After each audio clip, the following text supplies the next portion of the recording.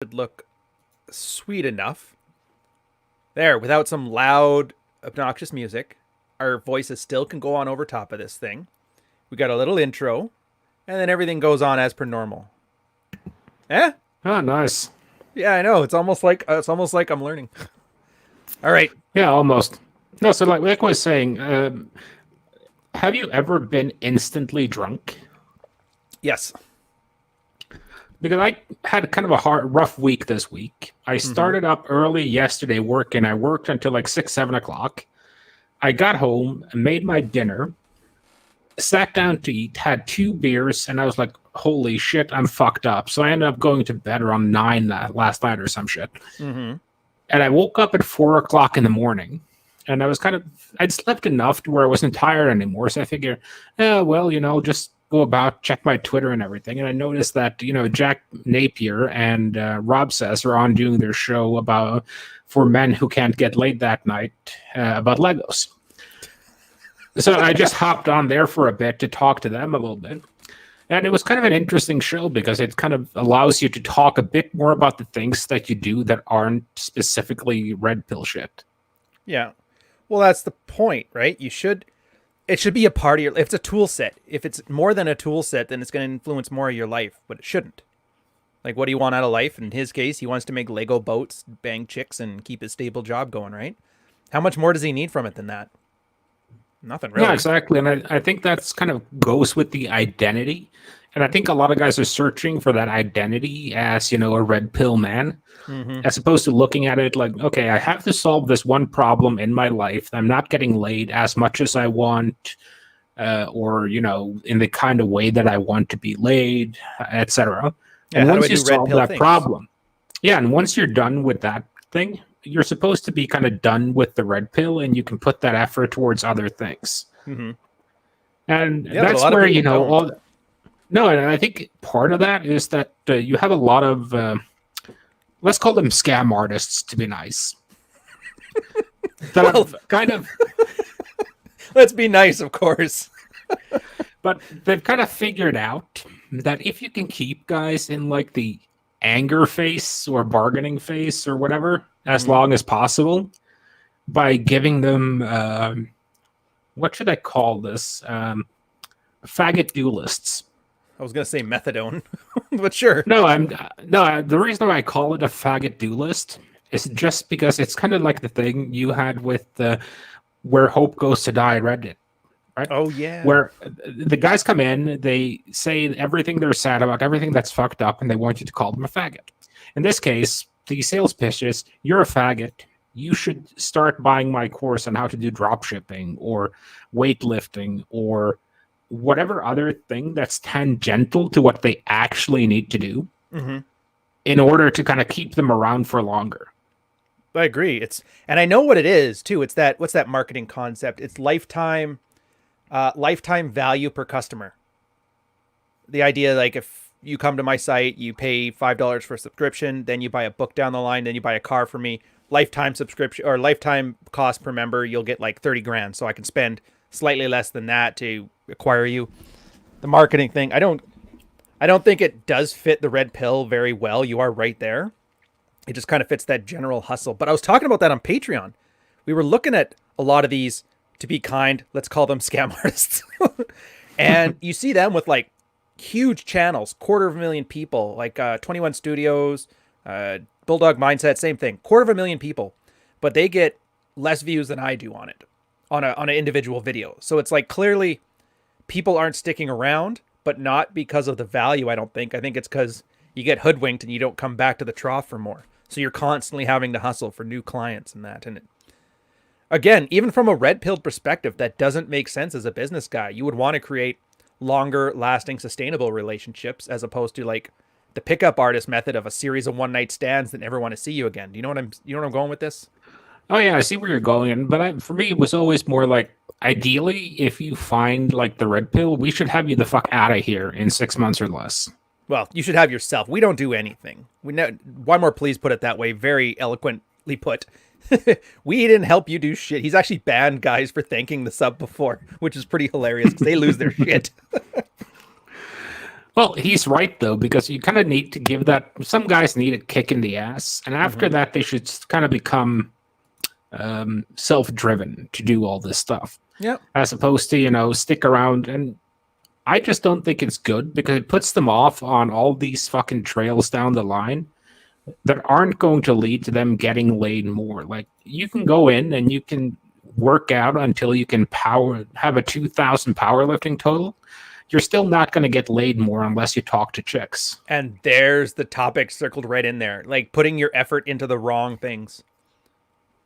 That's why, by the way, that's why I picked this one, because I thought we were kind of on a nice little arc here, a little hero's journey, where you kind of start with doing the work. We had something more specific than just telling guys to work. And then we had, okay, what happens when you burn out? Okay, after you burn out, you have to get started again. And it kind of is like the path I've went through at least once or twice in my life, where, okay, you burned out, you're starting again, but like, are you putting the effort towards something that's useful? You know what? I got to fix this up. There we go. Yeah, and the thing is, I not necessarily even think it's not useful. I think it's useful to work out. I think it's useful to get your money in order. I think it's useful to dress better, to groom better, to do all these things. But for me, that's just things you're supposed to do. It's like Chris Rock had like this joke about how a certain type of man brags about shit he's supposed to do. Like, I take care of my fucking kids. Yeah, you're supposed to. I ain't never been to jail. You ain't supposed to, you dumb motherfucker. Exactly, another bit. And for me, that's kind of the stance I have. And I can understand hanging around because, like, at least some of the reason why I'm still hanging around is I like hanging out with a bunch of the guys that are actually here as content creators. Yep. See, and I like the depth of it. I really do. Like, case in point, yeah, the getting laid is the thing. But then once guys get that out of the way, you find out there's other things kind of surrounding it. That's why I've kind of pushed more to the psychology angle of it. Like, clearly mental health is a huge issue. All the MRAs have been complaining about it. 50 years, haven't done anything. I'm like, same approach worked for getting laid. Same approach worked for, solving problems, red pill or pickup, respectively. And why don't we just start applying that to other things? Okay, you got laid, you're still not happy. Well, instead of trying to trad her up as a wife, why not apply that to your own mental health? And it seems to work. It's like, but like you said, it's solving problems, right? Yeah, and I kind of have to make sure you're solving problems that actually need to be solved. Well, yeah, you can't. Well, to be fair, we'll call them scam artists. They create the problem to solve. Like, they fill you with that anxiety. And that's the same thing mainstream media does with outrage marketing. You can just turn on YouTube right now and there'll be 17 videos on how either Trump or Biden, depending on which subscriptions you're on, is going to kill your family. And the only way to save it is to subscribe to Fox News or MSNBC. You know what I mean? Oh, yeah, and for sure, I think that's a major part of it, that they kind of want to create the problem. That's why I have chapters on this in the book I'm working on. It's kind of what's been pissing me off. Because money never really used to be a huge topic in the manosphere. Yeah. It used to be like, okay, you have enough to have a decent life, who cares? Yeah. Then suddenly that became like, oh, you need to make six figures. You need to be a millionaire. Like, working out didn't used to be huge. Like, you understood that, okay, don't be a fat ass. But other than that, people didn't really care. Mm-hmm. Then everyone needed to have six-pack abs. Well, yeah, but that's a demagogue issue. There's certain people, and I always made a joke about it. Everybody who always talks about you getting laid always flexes they have cash. Everybody who sells you on they can have cash always flexes with ladies. So I get the hustle part of it. I just find it funny that they offer one thing and sell the other. But that's just a case of what you were talking about specifically, turning your vice into a virtue. It parallels that. So, I have a Lamborghini, therefore every man who wants to be a man must be a Lamborghini. Be like me, it worked for me. Or I work out, I'm a personal trainer at Club Fitness or Planet Fitness in Hollywood or whatever. So everybody else has to be completely jacked and on trend by 23, just like me. Be like me, it worked for me. It's just guys selling themselves as if they're the Ubermensch. And that's their marketing strategy. Nice Nietzsche reference. Thank you very much. Wait a minute, that nerd reads books? Get him. Don't worry, I just skim the crib notes, guys. I don't read all of them. The reason it was kind of pissing me off is that guys who come here, let's be honest, they're not exactly a happy fucking bunch. Nope. Because usually to seek out the kind of wretched hive of scum and villainy that is the manosphere. Nice Star Wars reference. you have to have kind of, you need to be kicked in the balls in some way by someone. Usually a wife, it can be a job, but usually it's some kind of search that, like, why is my wife such a cunt? Mm-hmm. Or something, or why won't my wife fuck me? So you're obviously not happy when you get here, and you're desperate for someone to help you find a solution to your problem. Right. And when the guy you meet then is Jim Jones with the fucking Kool-Aid, that's not exactly a good move. But you're not exactly in a mind state either where you can see that this fucker wants to kill me. Yeah. He's just gonna milk me for all it's worth, like Luke fucking Skywalker. Right. And yeah, I actually put a link to it. It's an old article from Archwinger from a long time ago where it's just men aren't happy. And he makes that exact case how and it happened on Reddit, like every 4 to 6 months, some chick would go on to some random Reddit saying, my boyfriend started this thing called Red Pill, and now everything is brutal and like, I'm not happy. What the hell? Why did they ruin him? And then they make the case, yeah, well, if he was happy, he wouldn't have come here. So everybody was happy but him. And now that he's being happy, everybody's not. And you're right. If you don't know the difference between what's good and what's not good, it's very easy to fall for these guys. That was the argument Illimitable Man and I had when he talked about his old post. Was it 2 years ago? 3 years ago? The monetization one? Yeah. And he said, yeah, he doesn't like the idea of money coming in here. And then most people were just like the hypocrisy because he does his own consulting. I'm like, look, these guys aren't going to go away. It's a law of the universe that if you have money and you are gullible or fearful or greedy, somebody's going to try and take it from you with as little effort as possible. Can't change. So what do you do about it? And I'm like, well, take their snake oil marketing and apply it to something that's actually useful. It seems to work for them to get eyeballs, so why can't we do the same? That's been my approach on it. Now, if it works or not, I don't know. I'm sure if it doesn't, you'll be more than happy to shit on me on Twitter about it. But this is going to happen in the workplace too. Think of a boss. You go to do a salary negotiation. He just, bullies you into taking 20% less than you should have taken or something like that. Like these kind of people are always going to be there. So it's almost a trial by fire. Yeah. At the same time, though, I'm not necessarily sure that like out and out warfare is a good solution, because while it does piss me off that a bunch of rotten scam artists are taking vulnerable people to the cleaners. Yeah. They sometimes someone needs to be taken to the cleaners even more. I kind of think that you need to hit rock bottom. And if you still have money for a $497 Gumroad course on how to be a man, you're not at rock bottom yet. Yeah, I would almost call it a simulated zeroing out. I know that's a bit of a stretch, but that you kind of need that trauma, because without the trauma, and I've already said this a million times, so I won't do the spiel, but without the trauma, you're not going to change anything because it's working at least good enough. But you need something to actually cause you physical, emotional, or mental pain until you start realizing, all right, I gotta smarten the F up or I'm done, right? Yeah, and I think that's a good lesson. And it's kind of interesting that you kind of pitched like the scam artists as being like a simulated divorce. So these guys are being divorced raped by a bunch of guys in an Airbnb in Croatia. Damn it, I like Croatia too. Yeah, and then you got Travis here. Have you seen Athel K's wife? This guy's giving game advice. Yeah, dude, Athel K, awesome early on. For a relationship game, he's kind of the pioneer of this stuff. Just afterwards, he fell into that same trap most guys do once they get out of here, and their wives have been so good to them because they're acting better and they're red-pilled, for lack of a better term. But then you're like, oh, she's so great. Let's start rewarding her more and more and more. And then they start to remove the things that got her to that place in the first place. And then the girl ends up just turning into, AWOL. So that's one thing to be always worried about. Watch for the guy. You'll see who's like actually learned from here and not. The guy who gets a girlfriend and then all of a sudden 180 degrees flips his shit. It's kind of off the topic though. Oh, hey, from Croatia. Yeah, there's a few people from Croatia in the chat, by the way. Well, by the way, that kind of brings me back to something I kind of wanted to get into too, which is like I have certain questions that I kind of refuse to answer because my reasoning is that once you have everything internalized enough and you've done the work, you won't need to ask those questions. Right. For instance, if some guy messages me like, I've been seeing this girl, and you get like half a page of how great she is, maybe you get a couple of tit shots, and he's like, should I wife her up or get into a relationship with her? I'll always answer no. Yeah. And Because that no has if he like hundreds of hours behind it, but no is the perfect answer. well, no is just because like if he has to ask someone else, should I get into a relationship with this person? Then you're obviously not sure of your own choice. You need someone else to back you because you know you're about to do something retarded. Yeah. And they usually will. That's the problem. When I see those, I actually had one in the Patreon where a guy went through that, talking about everything through his wife's frame. And I'm like, dude, or his girlfriend's frame. And I'm like, dude, when she sends you these long-winded emails and texts about how much of an asshole you are, stop reading them.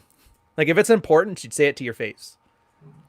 And then he would ask me, what do I do with this? I'm like, stop reading it. The only two texts you're allowed to send are okay, or if this is important, we can talk about it face to face. He didn't do it. His next week, he did the same thing. He's like, I said okay, and then that was it. But then I said this and this, and I'm like, oh. And then, sure enough, you tell him exactly what happens. But I think that's the training wheels issue. Like, guys talk to you, for example. You already know enough to be able to teach a guy just about anything he needs in general. So you'll give him a couple things and they work really great. But then you become the crutch. Oh, good. What does Carl think? What does Carl think? And you become that dad 2.0 Jordan Peterson surrogate. And to your credit, you actively make it very hard to try and put you in that thing, which is good. But I don't know what the solution to that is. It's just guys lack the guidance and they lack the confidence to take their own guidance once they've gotten to a certain point.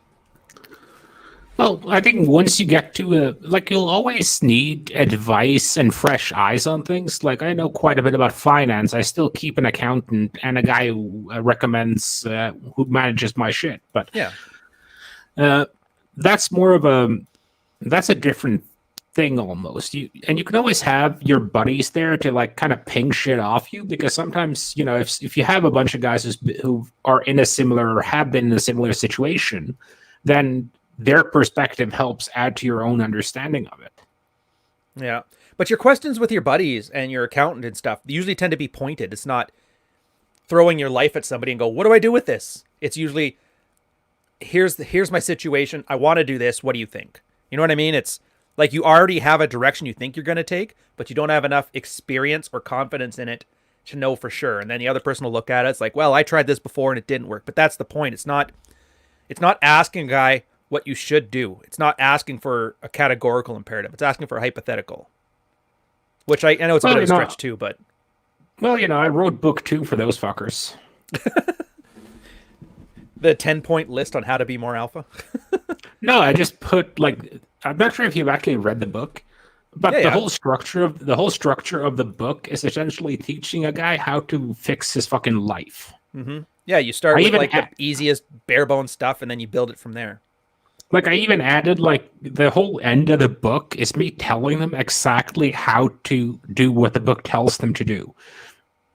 And I'm pretty sure that if you can't kind of work your way through that, then you don't deserve a blowjob. Sorry. You hear that, boys? You're right. You are right. Some guys they have born to lose on their forehead. That's why and I noticed nobody's talked about triage in a while. That was the whole point of this thing. If you decide to stick around and swap notes with other guys, just realize most guys don't want to be saved. They can't be saved. They just want to go through the theater of it so they can feel like they're saving themselves. Just so you can say I'm red pill on some forum when you're yelling at Anita Sarkeesian or whoever the hell you're yelling at this time. That reminds me of one of my degrees. I actually got a degree once just so I'd be able to tell people I have this degree, so you're wrong, shut the hell up. Does that work, or does it just make you extra smug? It makes me extra smug. Excellent. Yeah, that's always the argument I have with my buddy. He's like, yeah, I got my master's. Well, I go, I got 2 bachelors. Like, does 2 of one count or one of the other? We still haven't decided yet, so we just go drink and sort it out later by deciding who's more homosexual. It's always him. Always. Actually, that sounded kind of bad if you take that out of context. Yeah, someone snipped that. Ouch. Yeah, doing wrong work. And I don't know, at least from what I've seen, the issue becomes a guy is worried about making the wrong decision. So he'd rather make no decision at all, or he'd put the onus on the decision onto somebody. And I think that's honestly what these, to be fair, we'll call them scam artists, are doing. They're doing what consultants do for companies. They're there, so you have somebody to blame when something goes wrong. and to tell you exactly what you already know. Which makes sense too, because you notice that that stupid channel that constantly just harasses everybody on the Rule Zero squad there for God knows whatever reason. Who's more gay? No. 8-hour podcasts. Yeah, it's whatever. Haters following people around. It's to be expected. Who's more gay? Either Troy because he's British or you because of the shirts. Which is funny. I never get that. I always just get the I hold Rolo's balls. That's my thing. John is gay. Rolo, I don't know what. Doesn't really matter. Point is though, they want a villain, somebody to blame, a scapegoat, like the old days where you'd sacrifice a goat and like there now the harvests are great. I think a lot of this grifting types are just filling that need and maximizing how much it's worth. Oh, and if I had to pick, I'd rather they go for like 12 ways to deadlift over Scientology. if we have to be honest, because they're basically have a hole in them that is looking to be filled by anyone with a strong pimp hand, which is ironically like women with daddy issues. Yeah. One sec. All right, there we go. And the whole thing with wrong work is like you have like a list and you have to get from A to B. The more detours you take on that road, the longer it'll take you. The longer you'll stick around this space, and the more likely you are to fall victim to some kind of stupidity. Which is true. Although, I don't know. I look at it from the content creator side. Like, from my side, I'm doing things. So it's easy not to get suckered in, but I've never actually seen it from, like, just a audience's standpoint. So I wouldn't doubt you're right. But if you're growing and learning, I should hope that you're getting a more refined palette. Like, I'll say this to fluff myself and my guys a bit, but there's a lot of guys who are like on my Patreon and follow me, and they're like, yeah, I can't watch anybody anymore. It's just you. And I'm like, oh, that's sweet. But it's good because, I mean, eventually they move on too, right? I cast iron pans. You get what you need, you leave on. Sometimes guys like sticking around because it's a comfortable thing. Kind of like those guys that go back to high school afterwards for a couple years until they get bored of it again and move on, and I'm fine with that. Well, I think too that you do have that need to revisit on occasion, and that was the kind of the funny thing, because I've had like one very long break and one shorter break from the Soyosphere. And one thing I noticed with the long break, it was nice to come back because there was all this new good content. There was the subreddit, there was Twitter and all that stuff. You had a lot of new guys who kind of gotten big, like Rolo. Basically no one knew him back when I was here the first time. Yeah. But then now, after my shorter break of about a year where I didn't do much of anything, I kind of came back and I was like, man, the signal is really getting lost in monumental amounts of noise. Seems to be a cycle, to be fair. Like, I can imagine pickup artists in 2010 thinking the same thing about their little sphere. So I'm kind of wondering what comes next. Probably, I don't know. Well, probably some Rolo running a show on VH1, the Red Pill Artists or something. Well, here's my theory on it too. It's one sec, let me do this properly. Obviously, people go through life changes. So guys are into pickup in the 2000s. They were single and they were doing their thing. And then they kind of grew out of that. They wanted to get a girlfriend, that kind of thing. And that's kind of where the grifters kind of come in, start just selling whatever because it's popular and they jump the bandwagon, whatever. Then those guys start getting into relationships. They're a little bit older and they realize, okay, so now I have a problem. Like, my wife won't touch me. And then they kind of build a new thing there. Or some guys have been bachelors their whole lives. And then you hit that, like, your 30s, your 40s, whatever year it is. And then you start developing new tools. And I think that's where that married red-pilled, I don't know, purarchy, whatever, all that stuff kind of resurged. Because people are in a different life stage that used to be pickup artists. And they're applying it to there. And then I think the next one's going to be, it's going to die off here soon, I'm sure, because there's just too many people selling on Be Like Me, It Worked For Me. And I think the next one's going to be, talking about parenting from this same lens. That's my assumption, that there's this core group of like Gen X guys kind of dragging the thing along as they go, with millennials following behind. That could be, because if you look at it, like the first guys who kind of went in and went out, like you had mystery, you had style, and those guys were in red pill in a sense. They were pickup artists. Yeah. And they've kind of gone through the stage, but everyone has seen what a fucking train wreck it's been. Yep. And then you have the next iteration, which will be like you and me. Right. And a couple of other guys going through that stage. Red pill parenting. I think the whole thing is ridiculous. Well, you mean just the idea of parenting from red pill perspective? No, I agree with that one. I just think someone... oh, is there a thing in the chat I missed? No. You use big words and say nothing. I was just... No, I wasn't on chat. No, I wasn't on chat. It was just me getting distracted by chat. Oh, damn you guys. You're killing our flow. Here, actually, let's get this Zelda's $5 super chat. I feel bad. I've been sitting here for the longest time. Maybe a simulated rite of passage as well to feel they made it if they survive through it. Here, dude, that's just feelings. If you're going to make a simulated one, well, then you're basically putting the onus on your self-actualization onto another person. And if it hasn't been made abundantly clear by now, there's nobody out there with your best interest at heart. Nobody gives two shits. It used to be good. They needed, your dad needed another guy to farm in the summer. So yeah, he had an incentive to make you a man because he needed help. The queen needed some more bodies to send after the krauts. So, send you to war. That'll make you a man. They don't need you anymore. So they're not going to give you any tests to make sure you're usable or ready. Just do it yourself, man. I know, Carl, do you think I'm onto something there, or do you think I'm off my rocker? No, I think that whole thing is... They want someone else to take them through something, and tell them, you're a man now, son. Mm-hmm. And it's still that external validation, like, oh, you got chest hair, you're a man now, son. You're allowed to drink a beer now, you're a man now, son. Yeah. Oh, I'm going to hold your hand while we're shaving you. Oh, God. Here, let me do the first 3 pumps. You can handle her from there, son. You're a man now. Yeah, and I just think it becomes one of those... that's not how you spell Nietzsche. Oh, yikes. Yeah, there's a Z in there somewhere.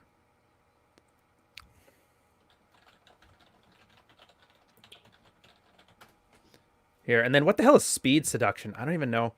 Travis, you're saying weird things, man. Oh, yeah, I remember that. Speed seduction. That was... I think that was something related to... came out about the same time, I think, as Styles' Annihilation Method. Mm-hmm. It was essentially trying to pump through as fast as possible. Oh, dude, I would have hated that. The process, the whole point I enjoyed. Whatever. Speed seduction sounds like something you go to your doctor to correct. Ross but Jeffries. Pickup had the same problem, though, that the red pill is having now.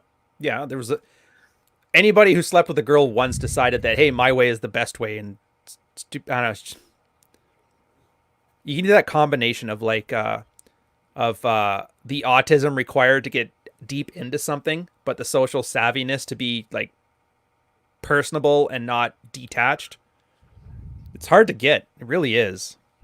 It's kind of what you do so well. But they also have that issue with breaking things down in increasingly small blocks to the point where it becomes irrelevant.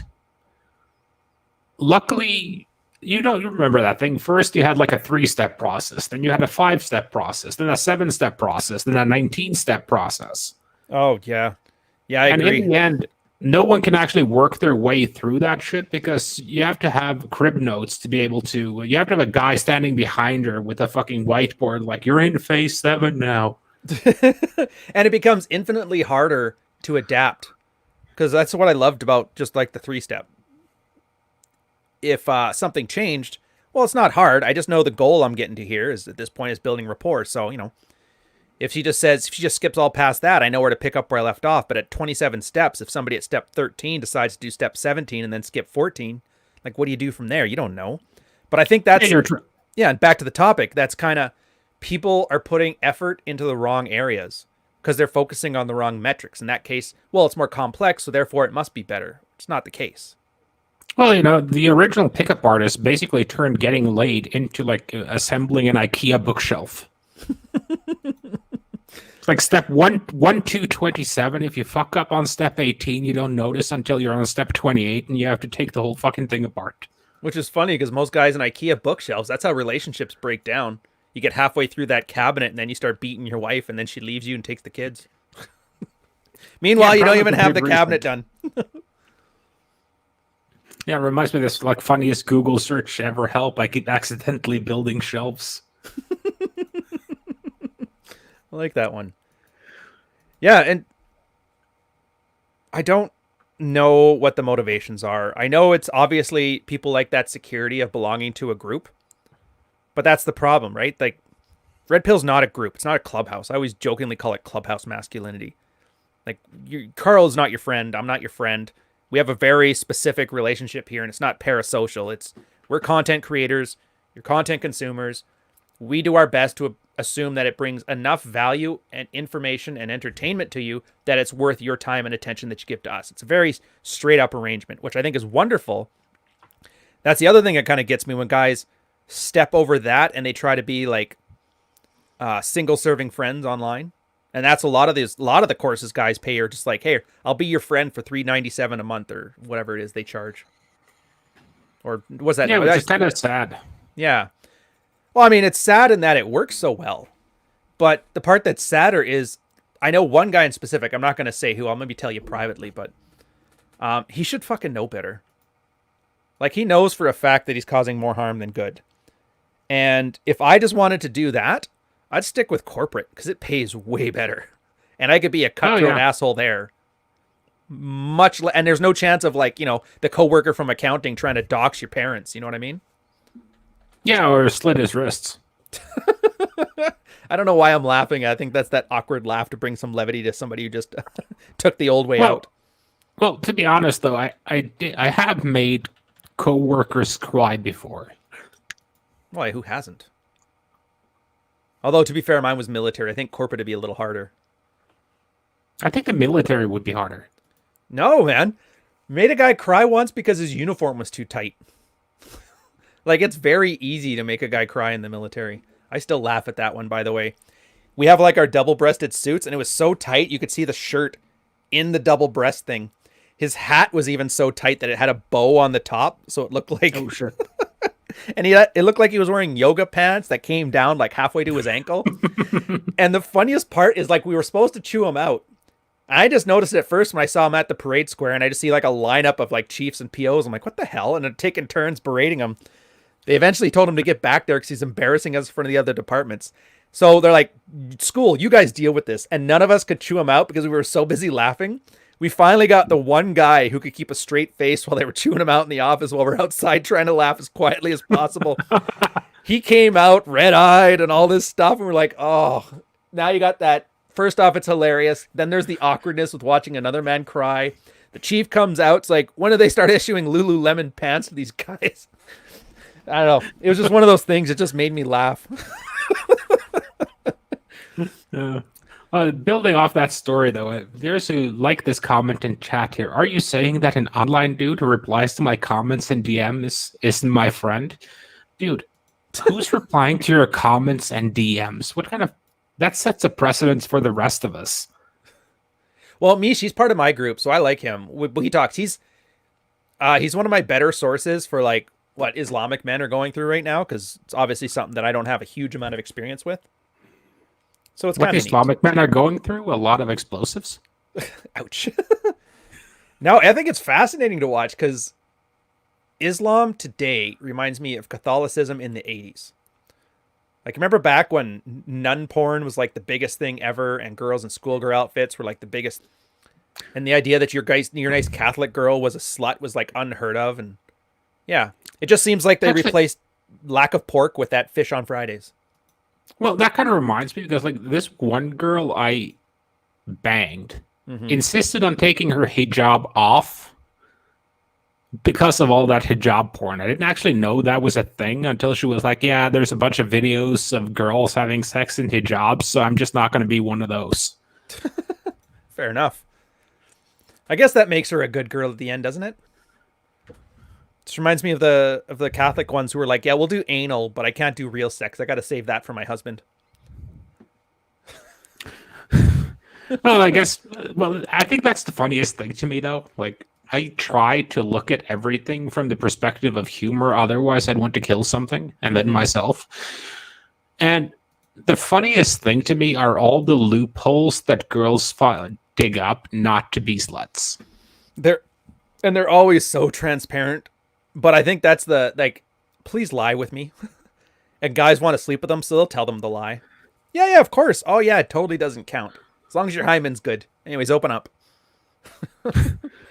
Oh, it's like if you go back to like the pickup days, you always had to give the girl like a believable excuse. She was coming over to see your stamp collection. She wasn't coming over to fuck. You had a really interesting stamp collection.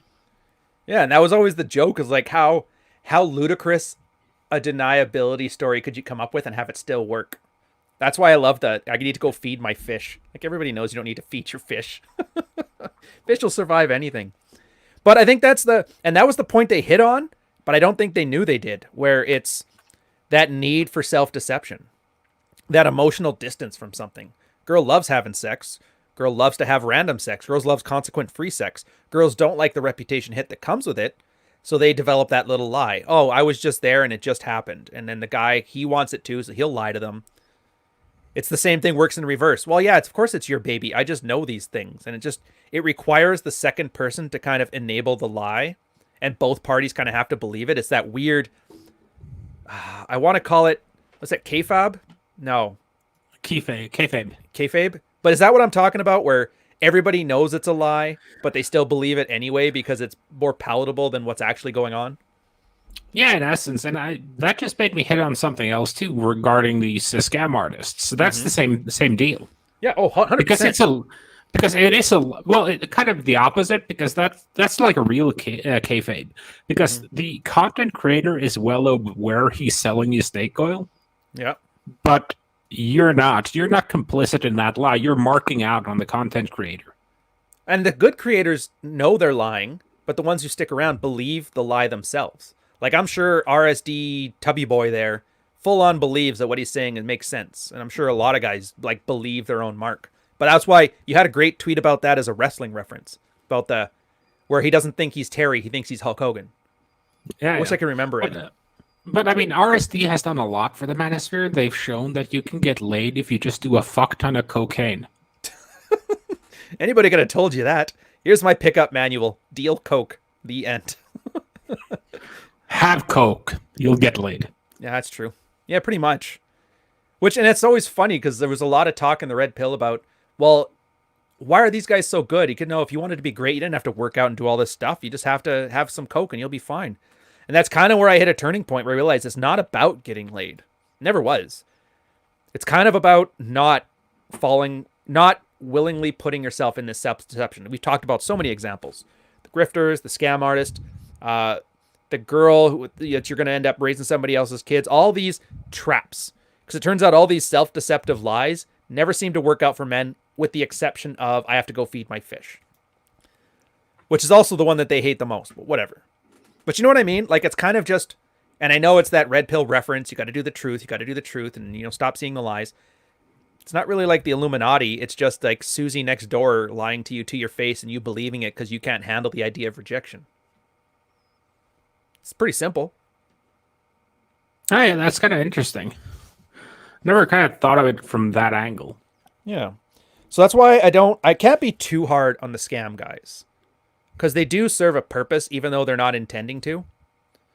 They'll take the gullible, here you go, it can't be fixed. They don't want to be fixed. They just want to believe the lie. But there's at least a few people that kind of see through it, but they can't articulate it. And those are the ones that tend to make the best progress. And they're also the ones that tend to leave after 6 months to a year, which I'm perfectly happy with.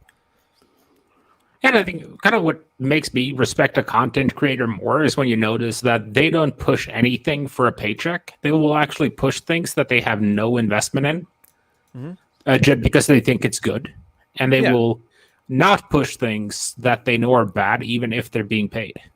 Well, that's the thing, yeah. As long as you think about, and then I guess it's me fluffing myself again, I always try to think about what value is this for the end user on anything I talk about. Anything I talk about, anything I pitch, anything I've done. Like, I didn't write the book because I wanted to have merch. I wrote the book because I thought it would be a good book and the person reading it would grow from it. Same as you with Gendernomics. Same with Rollo, Rational Male, everybody, right? Yeah, and I think what I've always tried to keep in mind is like a lot of I try to avoid being the type of content creator that I would describe like being the fancy toilet paper that looks like it'll be really good, but then when you go to wipe, you end up with a finger up your ass. I don't want to be that type of content creator. No, I'm with you. Yeah, nobody wants to be the finger up the ass. I get it. And that's hard because I get it too. That's like you have to not be greedy. It's kind of why like some of the better content creators I've seen here are ones that have done like you know how you said all the time like though they've done something else. They're not known for just being in the sphere. They're known for something. Like Rollo did his like liquor stuff. Rich had his like debt consolidation business. So they don't get suckered in by that greedy push to like, oh dude, you can make an extra $2,000 a month if you just, sell this Lamborghini ownership course or this Camgirl website or some shit like that, Yeah, and I don't blame people for hustling. I kind of live and let live on that regard. Like Yeah. I'm a big fan of fools and their money being swiftly parted. Yep. I don't know, it's just one of those, it's like children are starving in Africa. Well, like there's nothing I can do about that. So I try not to get myself beat up over it. Grifters are going to grift. Griftees are going to be grifted. Just do your thing, carve out a niche, provide value for guys, make like the cast iron for men. Buy it once and you're done. If you can get to there, I think you're good. And there's so many people and it's so scalable and it's so easy and the margins are so good. I don't see any way you can't make yourself a decent living doing it anyways. As long as you don't get greedy enough that you want the Lamborghini fund. Yeah, to loop this back to like the wasted effort is that it's not wasted effort on the content creator's part, but they end up wasting a lot of time on someone else's account. And some of the guys who buy this stuff, they are probably going to get some value where they discover something they weren't doing that they really enjoy. Yep. And that's a good side of it. But if it's not going to be close to universally useful, I don't know. It's kind of hard. Let's apply that same standard to corporate though. Like, how do you think it would match up? The PwC corporate job, or like just the general structure. There's the guys going into the office there. There's the manager. There's like a course. Say you're on some Gartner course. On a scale from grifter trying to sell you a certificate to get a paycheck increase to this is a life skill, and if you don't have this, you're going to hit a glass ceiling at your job. Where would you think they fall?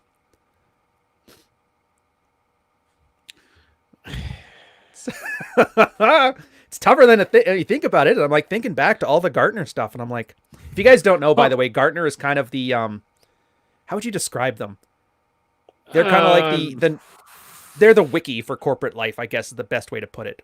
They do research for your business. They're essentially a research company that will give you data for whatever you need to do for a price.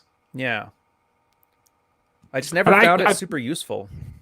Like, I just looked up a meme I found here where some guy was fucking around on his LinkedIn profile, and he actually filled it out honestly. I'm not sure what had happened, but his job is McKinsey & Company, 4 years, 9 months. He started out as an associate from February to November of 1 year, 10 months. He learned how skills make pretty slides fast. Moved up to engagement manager, make other people make pretty slides fast. And he's currently an associate partner, so his job now is to convince clients that pretty slides will lead to real impact. But yeah, so that was the point, and I was thinking about this. I figured you got more experience, so you'd be able to cut me off if I'm not making sense, but you see what I mean, though? It's kind of like, is it grifting? Is it just not requisite value? Are our standards too high? Are our standards too low? It's kind of like the same problem the sphere has, only a little more refined, with a little more gravitas thrown in it and nicer suits. Yeah, I agree. And I think the main issue I would hit on for that is politics. Ooh. Here, guys, we're switching to the politics. No, I'm not going to talk politics. I'm going to meta the fuck out of this. Because the one thing I kind of noticed with the election 2016, before that, politics was kind of topic non grata around this sphere. It wasn't important. Yeah, I agree. Everyone was focused on themselves, and they were essentially doing the Jordan Peterson thing with cleaning their room. just on a bunch of, they were just cleaning a bunch of rooms in their life. Yeah, minus the biblical That- references. Yeah, and then suddenly politics enter. And how many men do you think that were in the manosphere 2016 who've been hardcore Trump trained since 2016, spamming everyone's fucking feeds with their political bullshit, who haven't seen a vagina in those 4 years? Oh, I agree. There's at least a few. That's the problem, though. Millennials never got into sports. And so now we have to have some kind of like team effort to rally on. And I think politics filled that void. I kind of miss, we should have been talking more about football. I think it would have been a lot better off because at least people didn't have any expectations of it being real. But everybody's treating politics like it's the end of the world if you don't, vote whoever. And it's just one of those topics that distracts you away from doing something hard and concrete with your own life because you're in that big overarching thing. Yeah, It's and it kind of feels the so same good. issue. Yeah, well, it's the same issue we had with upstream Twitter back in the day, where they wanted to leapfrog all the work to go straight to self-actualization. Exactly. And for me, that's a bit of an issue because I think you kind of work your ass up that Maslow hierarchy. And once you have the 4 first levels handled, then you can start to move to, is this moral or not? Like, if you're never going to kill a guy, should you really spend a lot of time creating a morality for yourself about killing a dude? Mm-hmm. Oh, the are you hard to kill today thing? Well, it's kind of like my view on stealing. Because generally stealing is wrong, but I'm actually in favor of some forms of stealing. Yeah. Well, Like, I'm a big fan of stealing other people's jokes when I run out of material. I'm a big fan of robbing the government of as much of my taxes as I possibly can. Well, that's why I laugh, because all the guys who try to bring philosophy into this thing, they don't bring any of the useful stuff. Like consequentialism is essentially what you're arguing there. I don't steal because the consequences of stealing aren't conducive to what I want to do in my life. But there's some cases where there are no consequences, and you're like, yeah, I have no problems doing that. Tax avoidance, awesome, go for it. Stealing jokes, well, there's no consequences to it, and you replicate your own personality, so whatever, I'll steal that too. But you don't steal a car because cops will shoot you. And you're like, yeah, getting shot doesn't really help me in my goals. Well, it's kind of a level thing, right? It's how much would I, like, if I was in a vault and I could take all the money in that vault, how much would there have to be in that vault for me to steal it? And that just kind of, like, what level of theft am I willing to condone? It's kind of like, take the OnlyFans issue, right? Right. A lot of girls are comfortable showing their tits on OnlyFans. Mm-hmm. How big a proportion of them would be comfortable taking a dick for money? Like straight up prostitution, as opposed to, just e-thottery. Right. And I'm sure some do. Some probably do, some probably don't. It's kind of like the same thing with porn stars. Like, most of them hook on the side. I'm not sure where I was going with that, especially to waste it. Well, like, how bad do you want it? I think if we could sum it up in a simple statement, how bad do you want it? And I think that is great too, because with the politics, the emotion thing, there's no consequence to it. It's just entertainment. It's just emotion. To get the emotional high. Yeah, my team scored a point. Your team lost a point. And the way you spin them now, you can watch the same thing on front of you. It's like Scott Adams talk about the 2 movies on the same TV. And everybody can pull their same win from the exact same piece of content. So it's like nobody loses anymore. It's like participation trophies for adults, which already should raise a red flag in a guy's head, the fact that he doesn't. But that's why it's easier to do that than get laid, because if you don't get laid, well, that's a fail. Well, we don't fail. I'm going to go watch politics where I'm always winning. Even if I lose, I'm winning. I think that's the core of it. I think it really does. If you really do boil it down to its biological essence, it's just that fear of loss and rejection. And you always want to win, and you want to get your participation trophy, and nobody's a loser. Yeah, it's all Mishka dolls as far as you want to go down.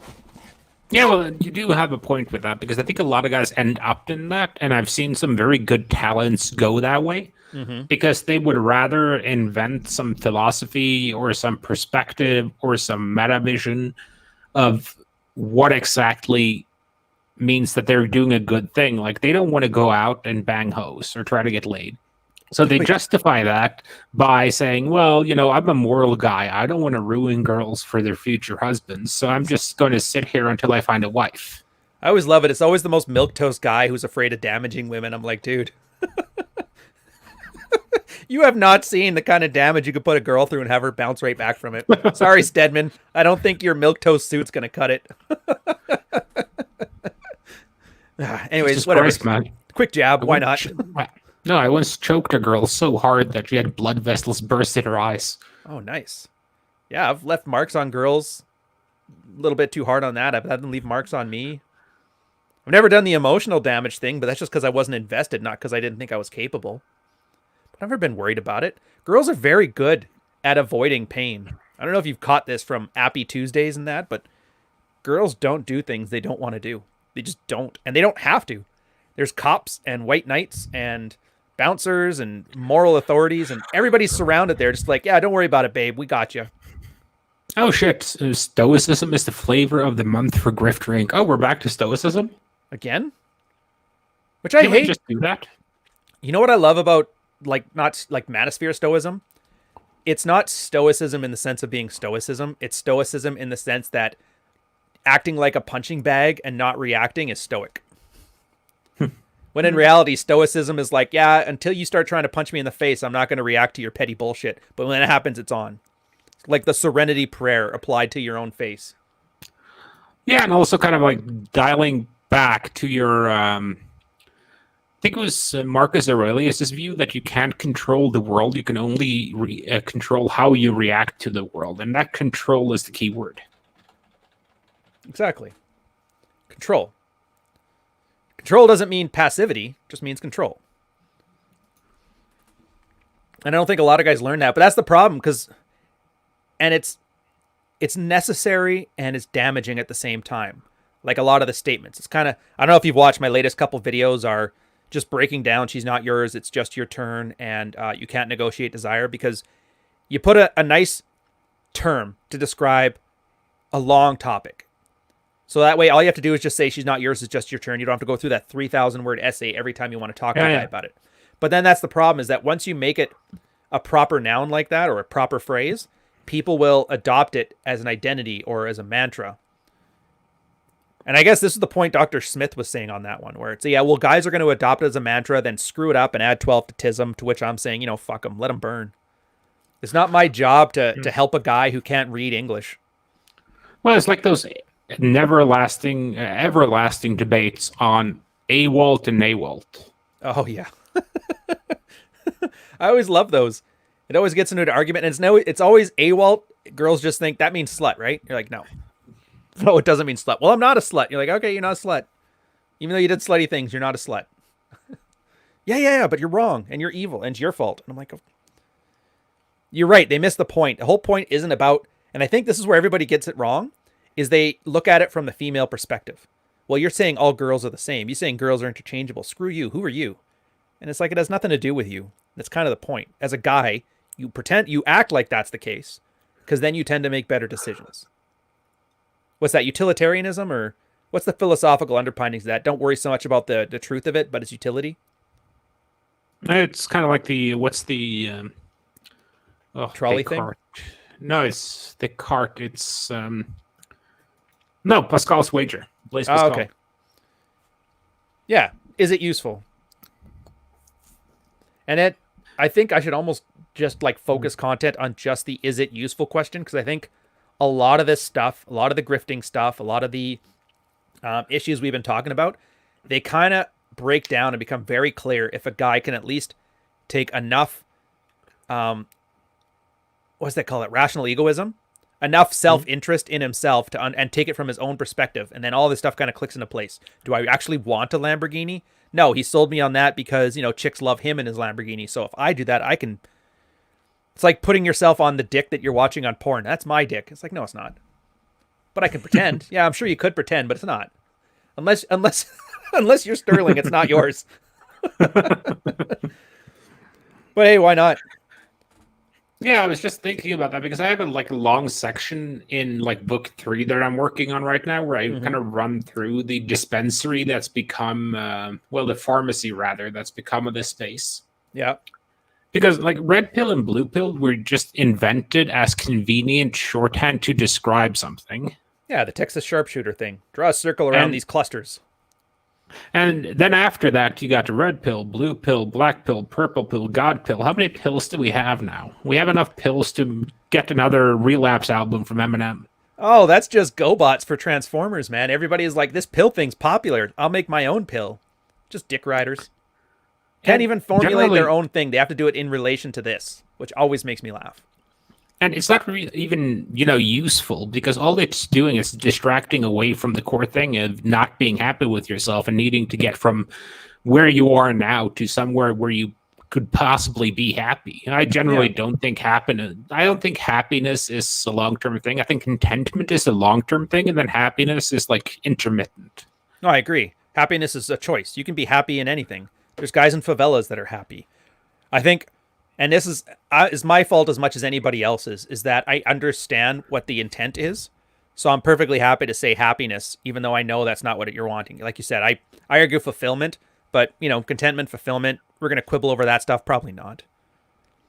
But a lot of guys don't even know that's what they want. They just know there's a pain, there's a fire on their ass, and they want to get the fire out. So they just want to remove pain as opposed to adding pleasure or adding happiness or adding fulfillment.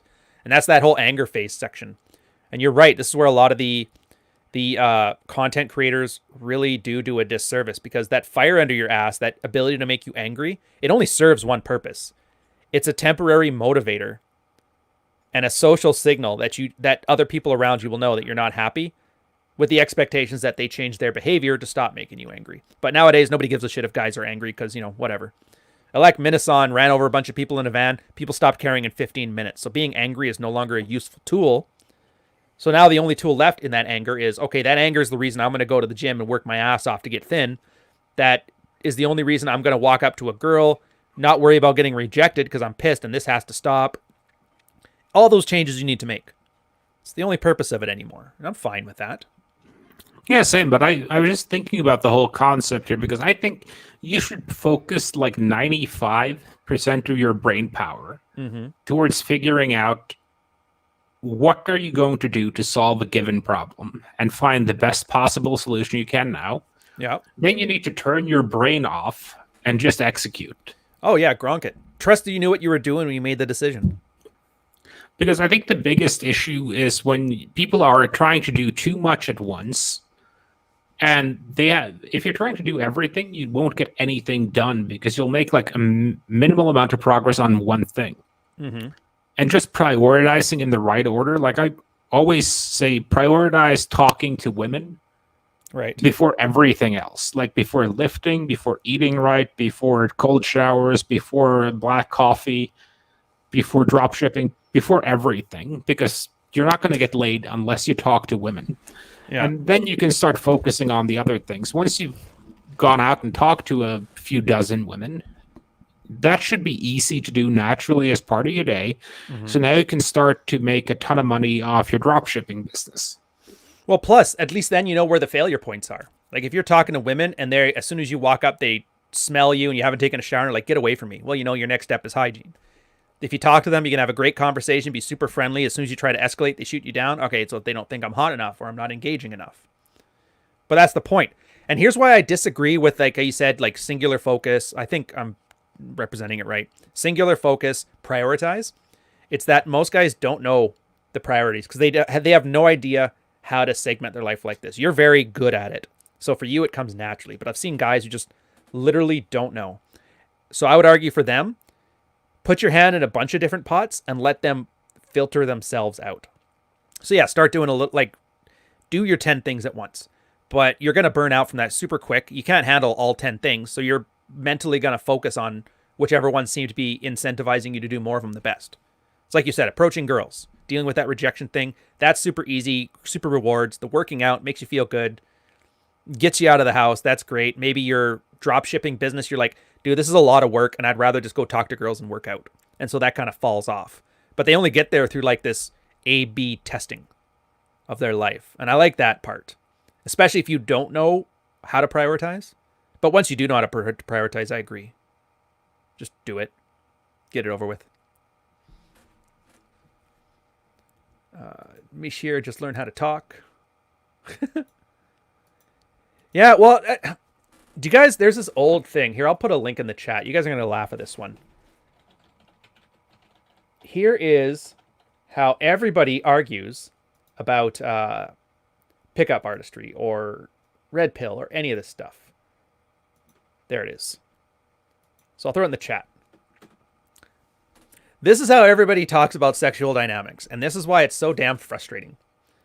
If you guys haven't clicked the link or you can't click the link, it's a series on how to draw an owl.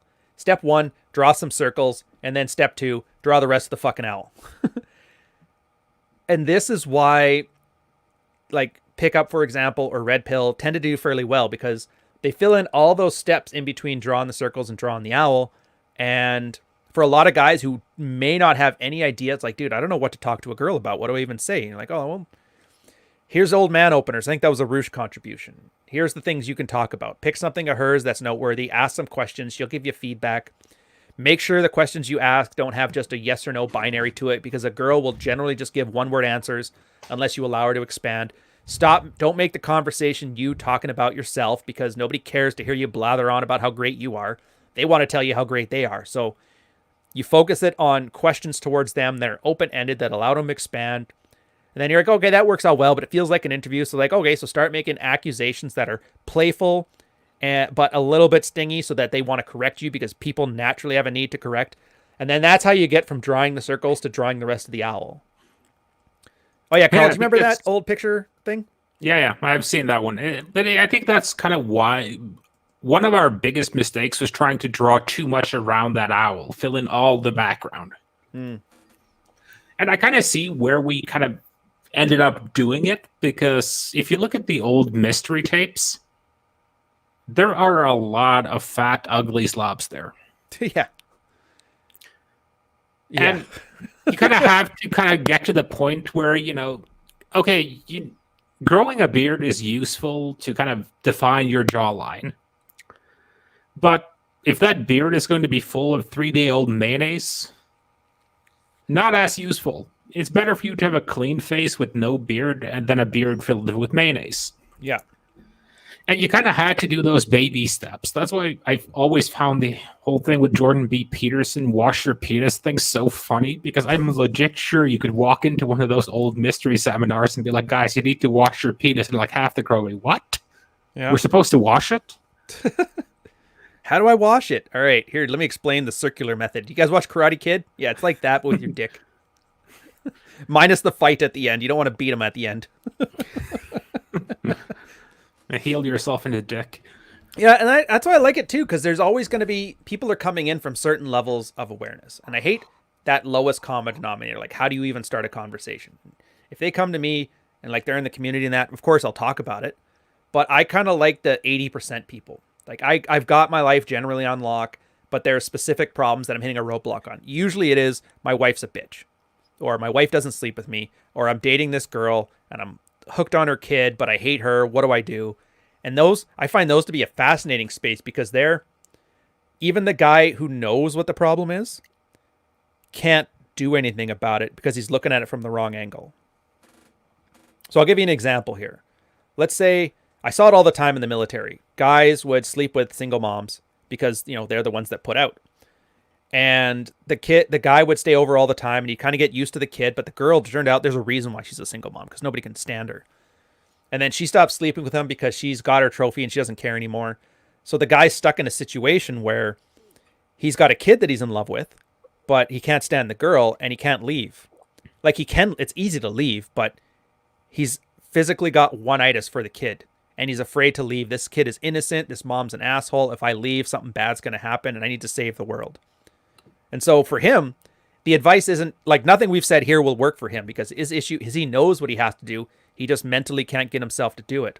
And that's why I like the whole, be comfortable being the bad guy, like be the asshole. And then you have to get a guy mentally where he realizes that dark triad, sociopathy, like, yeah, there's right here, perfect place for that tool. And then you kind of get a guy to that place. And that's That's why I've been so hard on psychologists lately, because they're really dropping the ball on this stuff. Because that's flat out in their purview, and they're failing. Oh, come on, man. Psychology's not a real science. It's economics. Economics minus the money. No, but I think one of my major issues with like psychology is that when less than 40% of your studies replicate, you're coming out like right above gender studies. Yeah. Not quite as good as a coin flip yet. Like when art criticism is doing better than you in empiricism, you have a problem. Yes, we're winning. I'll put one up on you too. Rollo had this clout chasing Dr. Seppa or something like that talking about him too.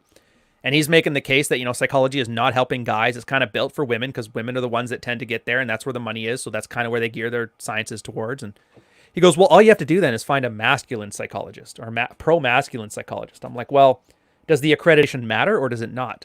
Because if I have to find some subjective adjective to add to psychologist, then what's the point of a psychologist? Why don't I just find a masculine dude and he'll do all the good stuff anyway? To be honest, I think if you had to go, I would just seek out communities where the type of men would gather. Like, I would imagine that if you went into like the military, among like I'm not sure how high in the hierarchy you want to go, but anything from like sergeant to maybe lieutenant, depending on how the rank structure is. Yeah. So you get that combination of theory and practice combined with accountability, because that's kind of what it comes down to. This whole thing, it comes down to you need enough theory and enough learning from the mistakes of others to not make dumbass mistakes yourself at the start. Right. You need a method for applying it, and you need like an OODA loop. Yeah. To kind of see how it works. That's all you really need. Like, I'm pretty sure like the red pill is recreated by thousands of guys who've never heard about it every day. Oh, it has to be. There's no way it isn't. Who just observe things like, oh, fuck, this girl, I'm now fucking this guy's girlfriend. And he has no idea. And she's on the phone with him while I'm fucking her. Well, that's how this place came around. We just got a critical mass of those guys to get together and start talking about this stuff. That's all it is. Everybody seems like we were in a laboratory creating this shit. It's like, no, man. It's like, Carl, like literally just like you said. Some guy's like, dude, it's the weirdest thing. I just cheated on a girl and her fiance doesn't care or whatever. And hey, I had that too. And then, 5 guys are like, yeah, I had that too. And then they notice the commonalities and then add an autist who like wraps some theory around it. And there you go. Yeah, I think those are kind of like the use. I think that's why I like Taleb too. I still got to get into him. I hate Taleb fans so much that I haven't read Taleb, but I really should start. Well, the thing I like the most about him is that practitioner perspective. Because if you kind of break it down, you have the theorists that are very good at coming up with how things should work. But then you have the practitioners who learn how things actually work. And when you combine those two together, right? Like you have a builder who's good at building shit, and you have a mathematician who's good at doing math. And if you combine those two, you get an engineer. Yep. I think that's ultimately the most useful thing. Like, thinking can be wasted effort, and I say that as a guy who fucking loves thinking. Yeah, well, I love what you use that as a reference there, like put the math guy and the physics guy, you get an engineer, that kind of thing. I find that's where my favorite work is happening within the Red Pill. Like my favorite guys, Jack Tennehart's, Ian Ironwood, and they actually were in marketing. So they were the psychological, like basically shrinks for businesses. And they had nice insight because then they applied a marketing angle to sexual dynamics. And they didn't do it from like, how can I grift better? They did it from, okay, so let's just treat this as if a guy is a brand and a girl is a consumer. And it works amazing, which makes sense because that's exactly what brands are doing anyway. You're trying to get somebody to buy a product by appealing to what it says about them to own it. So why can't you do the same here? Because guys, you could argue guys are a commodity. We don't go to war anymore. We don't have any plagues that wipe us off the face of the earth. We aren't dying in tractor accidents at mass numbers. So there's tons of men. There's enough men that any individual man is essentially worthless for any individual woman. So there's no more need for men. They can earn their own money. They can throw some pussy out there, and 6 dicks will try and jump all over it. So how does that work in a company that, like soybeans? You can't buy soybeans now. Nobody cares to buy soybeans. They're dirt cheap. They're pennies. Doesn't matter. But you make them edamame beans. You put them in a fancy restaurant. Put some soy sauce and some salt on it. All of a sudden, people are paying $15 for soybeans. You know what I mean? Yeah, and I think that's kind of, men have become a luxury good. Yeah. Well, the successful ones have. Well, I'm not talking like, I wasn't saying that in like that was a generality. Oh, okay, yeah. Men used to be a commodity because every woman needed one to, get kids, get a house, roof over her head, get food on the table, etc. Yeah. But now women can do all that themselves. So what are men now? They are a designer purse. They are there because they make her feel good about herself. Yeah, and that's the one thing that's really bothered me, back to the very beginning of the episode when you're talking about the, to be fair, scam artists, is that they have marketing, they have sexual dynamics, but they put it together in like a weird bastardized way that does no good to either side of the equation.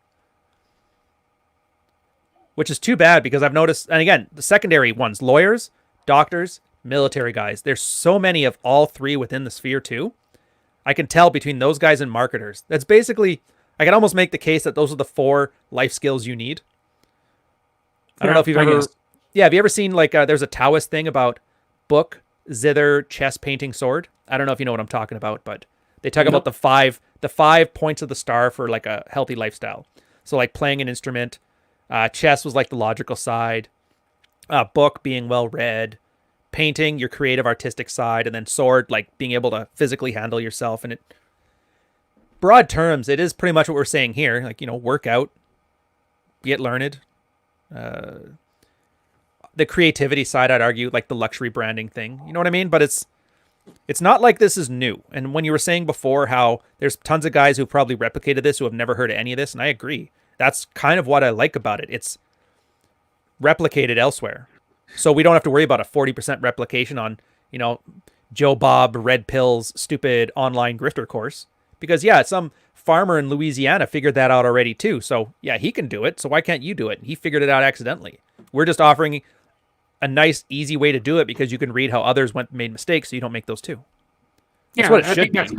I think that's kind of useful, but I do think it gets tism down occasionally. And I always view, I view tism the way I view Carolina Reapers. It's good, but should be used very sparingly and not in everything. I just think back to your tweet where you're like, Carolina Reapers are really hot, that is all.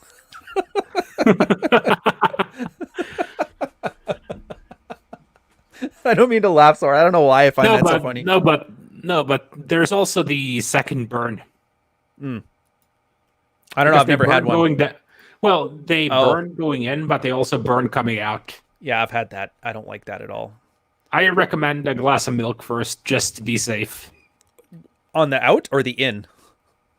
Before they go in. Okay, I was like, after. I don't know. I don't want to know what you're doing with your turkey baster. Trust me, it's worth it. Suck up your pride and just do it.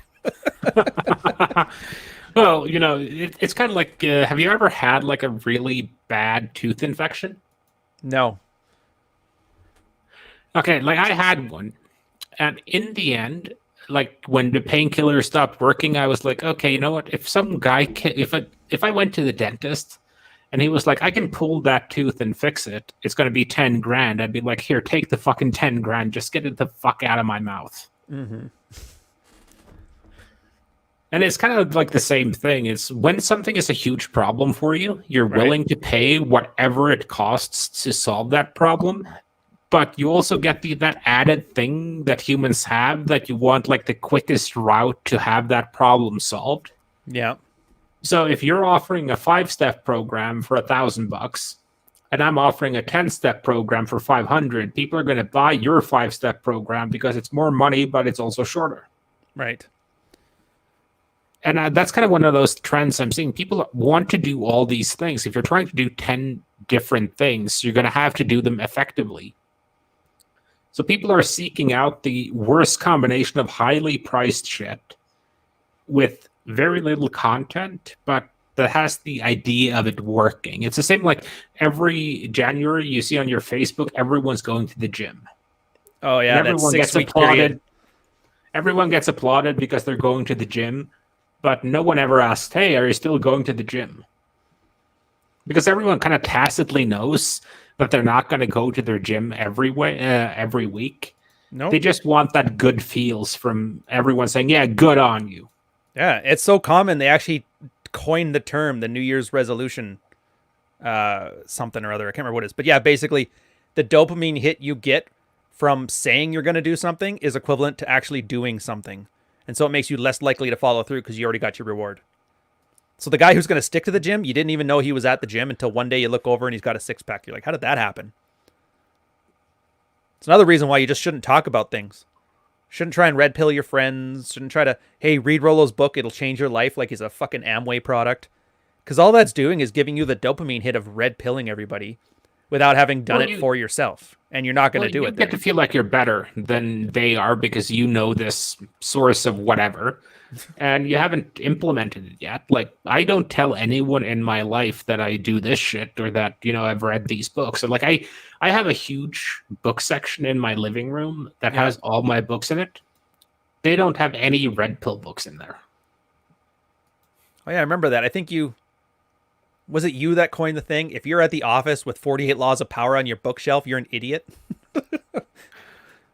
Yeah, pretty much. Well, it could be like a double play. You put it there, so okay, the other person will think that I've read 48 Laws of Power. It could be like some weird double play, but most of the time it's not. It's just some guy wanted to flex.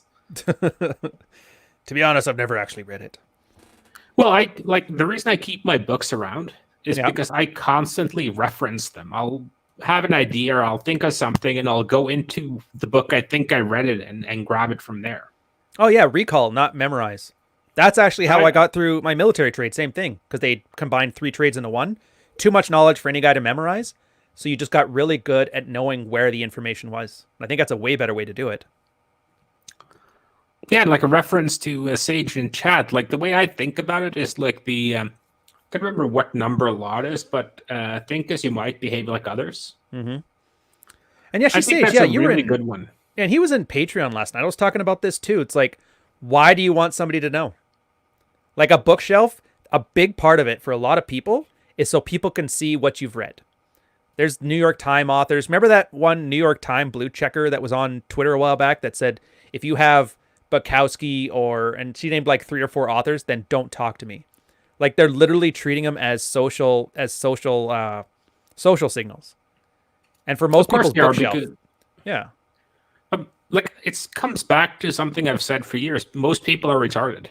Yeah. It's really that simple. It's and well, I've never personally seen the point in eliminating something from my sphere of knowledge because I find it uncomfortable. It's like I've read the Quran at one point. I've read multiple translations of the Bible. I've read the Jewish Bible, not necessarily because I want to follow any of that bullshit, but I want to know what's in there. Have you read Evola though? I did at one point. I'm not proud. All right. Yeah, I still haven't read it. I follow the bucket on your head principle. If somebody's telling you you got to put this bucket on your head right now, you look at them and like, do they look good with a bucket on their head or do they look like an idiot? Maybe it's not the best. Like I'm not as worldly as you that way, but if I see a guy bragging about Evola or whatever and he looks like an idiot, I'm like, I don't think it's for me. No, it's kind of a signal that way, but I still want to know what's in there. Because it's useful, like when some guy's bragging about having read Evola, the reason why you feel a revulsion is that it was lauded by a certain section of people you would rather not be associated with. Oh, I agree. And for me, it's more, okay, I want to read it to see, is this actually any good? Or is this just something that they misinterpreted? Because that's the same thing with Nietzsche. Like everyone can read Nietzsche because it's very accessible. But at the same time, most people don't have the, let's say, baggage to interpret it in context. Oh, all right, fair And enough. with philosophy, more than anything else, it builds on everything that was done before. Which explains So why with, Psychology 101 is always going back to the Greeks. yeah, because everything builds on each other. So, like, if you read Nietzsche but you haven't read the Greeks, you're going to be in trouble because he references them and alludes to them quite heavily. And if you haven't read, let's see, who would that, Spinoza, for instance, or something like that, you're also going to struggle a bit because his whole thing comes in context of the other books that came in earlier. No, I like Desaad too. Very interesting books. The story of O is good too if you haven't read it. The story behind it is quite fascinating. But then that's the point. Like, why are you reading? Let's look at it from a red pill perspective. If you enjoy it, it's entertaining. I don't know. I've seen people live perfectly good lives without reading philosophy. For a lot of the thoughts that philosophers have, people can kind of come up with them on their own, same as you were talking about before. There's some guy in Louisiana who learned all the red pilled stuff, but he's never heard of the space. So it's not required unless you enjoy it. That's why I don't like it used as a strategy. Like reading doesn't make you smarter. Your IQ is your IQ, and that's just the way it is. Maybe you're smart, maybe you're not smart. You can't improve it. It's not a muscle to grow. So if you read it, you need to have, I would say, make sure you have the kind of spare time where you shouldn't be spending it doing something better, like washing your dick or talking to girls, getting that thing sorted out. Because then that's what guys do is they treat that as escapism. Like, you can talk about philosophy ad nauseum, and you talk about it eloquently, and you're well read on it, and it's very engaging and entertaining. I mean, you make 20-year-old dudes listen about Nietzsche and stay interested. That's not an easy task.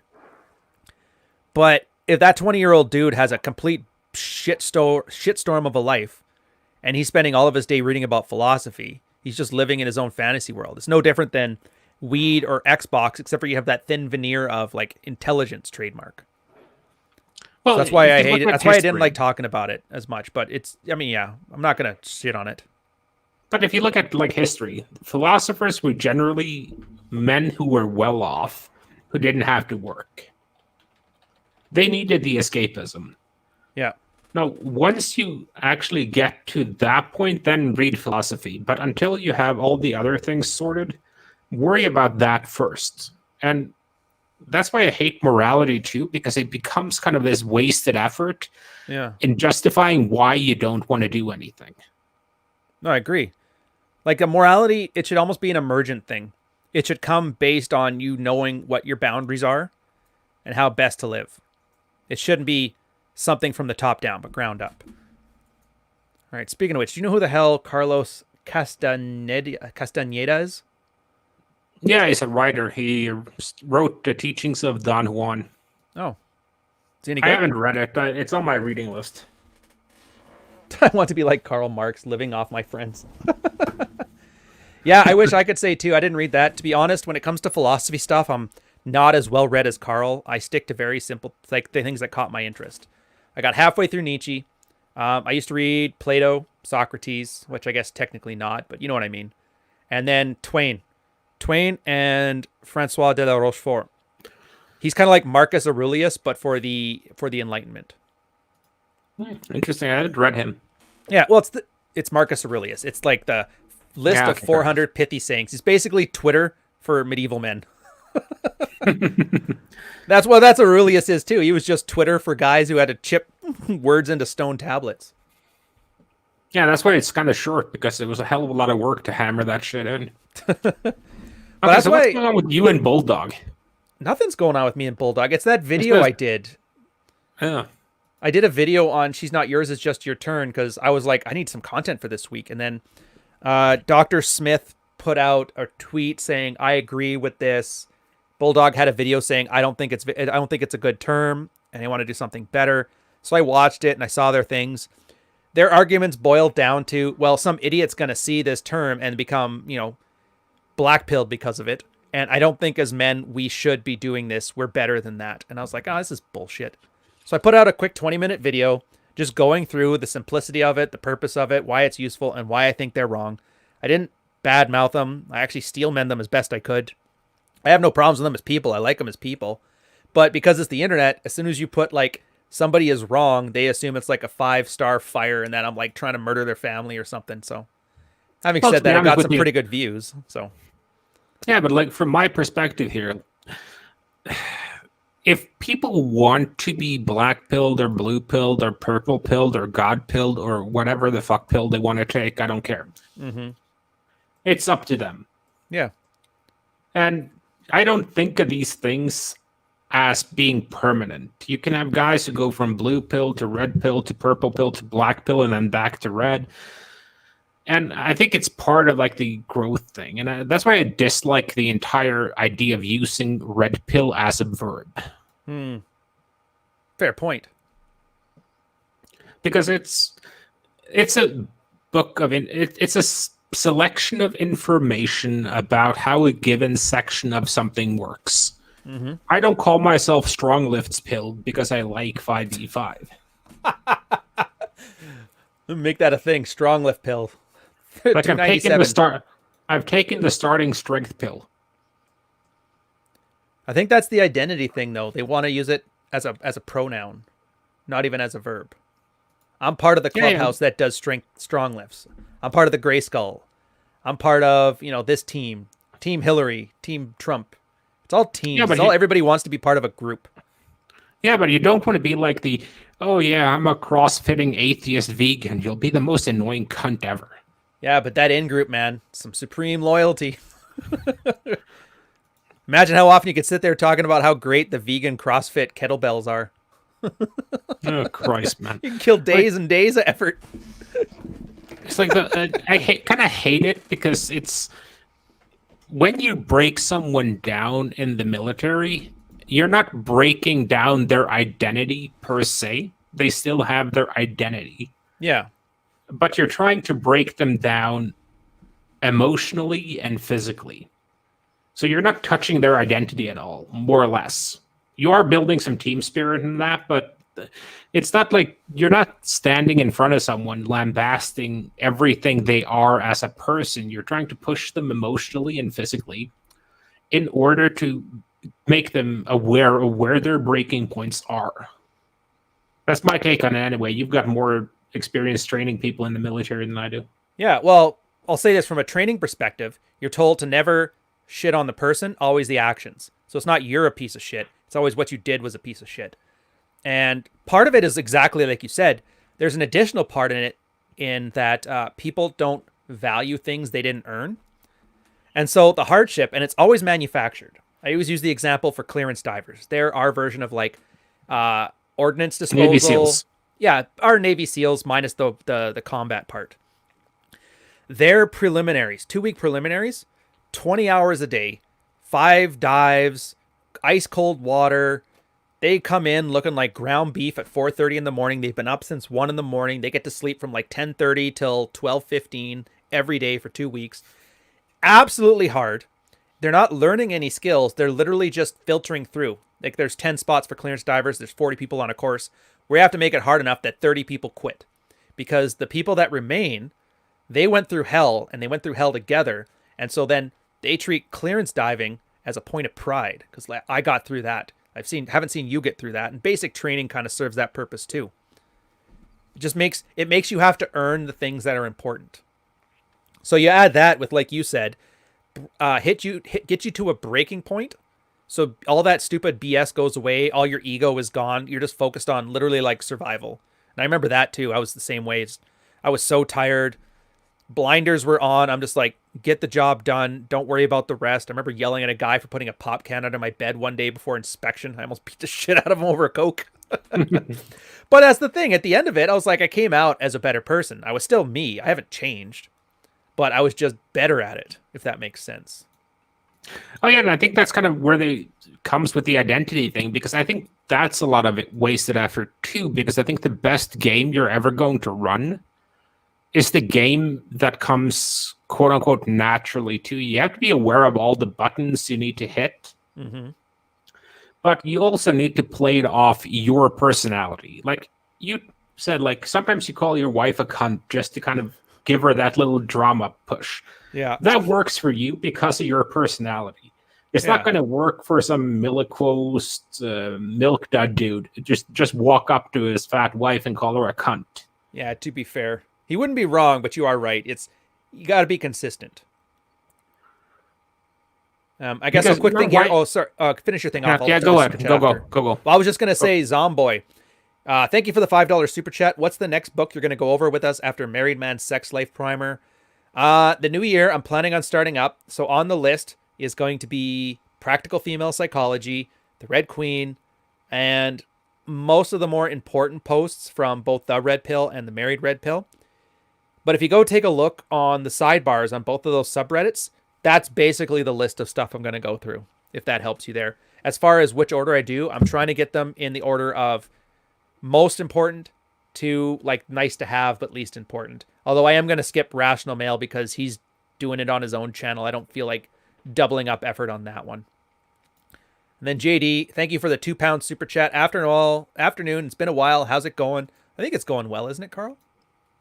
Oh, yeah, I was just wondering here, 72 or 144 virgins. I don't know, man. Do I really want to teach 72 women to deep throat? That's a lot of fucking work, man. I wonder why 72? Like, why not 7? Why not 6? Why not 4? Why does it have to be 72? Why is that did they A-B test this and they found, like, most Quranish dudes were like 71, like half of them were like, nah, I'm good, fam. But then 72, they're like, all right, I'm in. That's an interesting thing. And does it specify female virgins anywhere? Or do you show up there as like Comic-Con? 72 goats, but they've never been foiled. Actually, that's a bit culturally insensitive. I take that one back, people. Please don't report this. But yeah, have some fun with it, whatever. And I think so. Back to your example there of like why military and the breaking you down thing. I find that hardship is what guys are craving, because there's a parallel between being zeroed out, like a basic training or hard prelim course, or like a brutal 3-year contract working for like a consultancy farm, like Deloitte or something like that. Is always something that's harder than you ever worked before. You don't have any control over it, so you just like the saying no is not an option. And so you get through it, and then you find out afterwards you're stronger than you thought you were. It's like Atlas holding up the world. He just found out, wow, I got pretty broad shoulders. Yeah, I think that's useful. It's just like I just don't see the point of this whole thing to be, okay, come to the red pill, we're going to rip your personality out of you. We're going to inject you with a new red pill personality, and that's who you are from now on. Yeah, and it's always alpha. It's always going to be you. It's always going to have to be playing to your strengths. But what we can do is, you're probably broken emotionally already. That goes without saying. No one who's, emotionally workable comes here. It's always like the guys who've just gone through the ringer. And then there's the physical side that I think people recognize that, being in good physical shapes just makes everything easier. Like after COVID, when I've sat on my ass for like 3 months, and when you start to discover, hey, taking 2 flights of stairs is fucking exhausting, you kind of get to the point, yeah, this was a lot easier when I was, walking 6-7 kilometers a day. Yeah. Wife and I have talked about the same thing, and it's just, and without the work, like having to go into the office thing as that thing, it's not something you can just do yourself, because then it's just like, it's LARPing. Yeah, you could just walk 3.5K and then walk 3.5K home. You could do that too, but it doesn't work. I find it's like people don't stick to it, which is why I hate these manufactured rites of passage where guys are like, all right, go out in the woods. Who's the one that did that $10,000 thing where you go out into the woods, you start a fire, I don't know, wear a fucking deer mask and have that eyes wide shut party with your bros, ride some dune buggies, fire some weapons. Do you know what I'm talking about? I can't remember what his name was. Sounds very homoerotic. Yeah, well, that's the whole point. It kind of all is. Everybody's searching for somebody else to tell them what to do, and it's like that's gone. That's the one thing from Red Pill that's nice. It's like, here's all the information, good luck. Literally, how do you survive as a man when nobody needs you anymore? And they don't need you, which is why nobody's testing you to see if you're useful enough to be used. I think it's freeing. I think that's the most wonderful thing ever. And then meanwhile, guys are like, no, I want black on the plantation because If I have to tell myself what to do, what if I get it wrong? It's like, well, what if you get it wrong?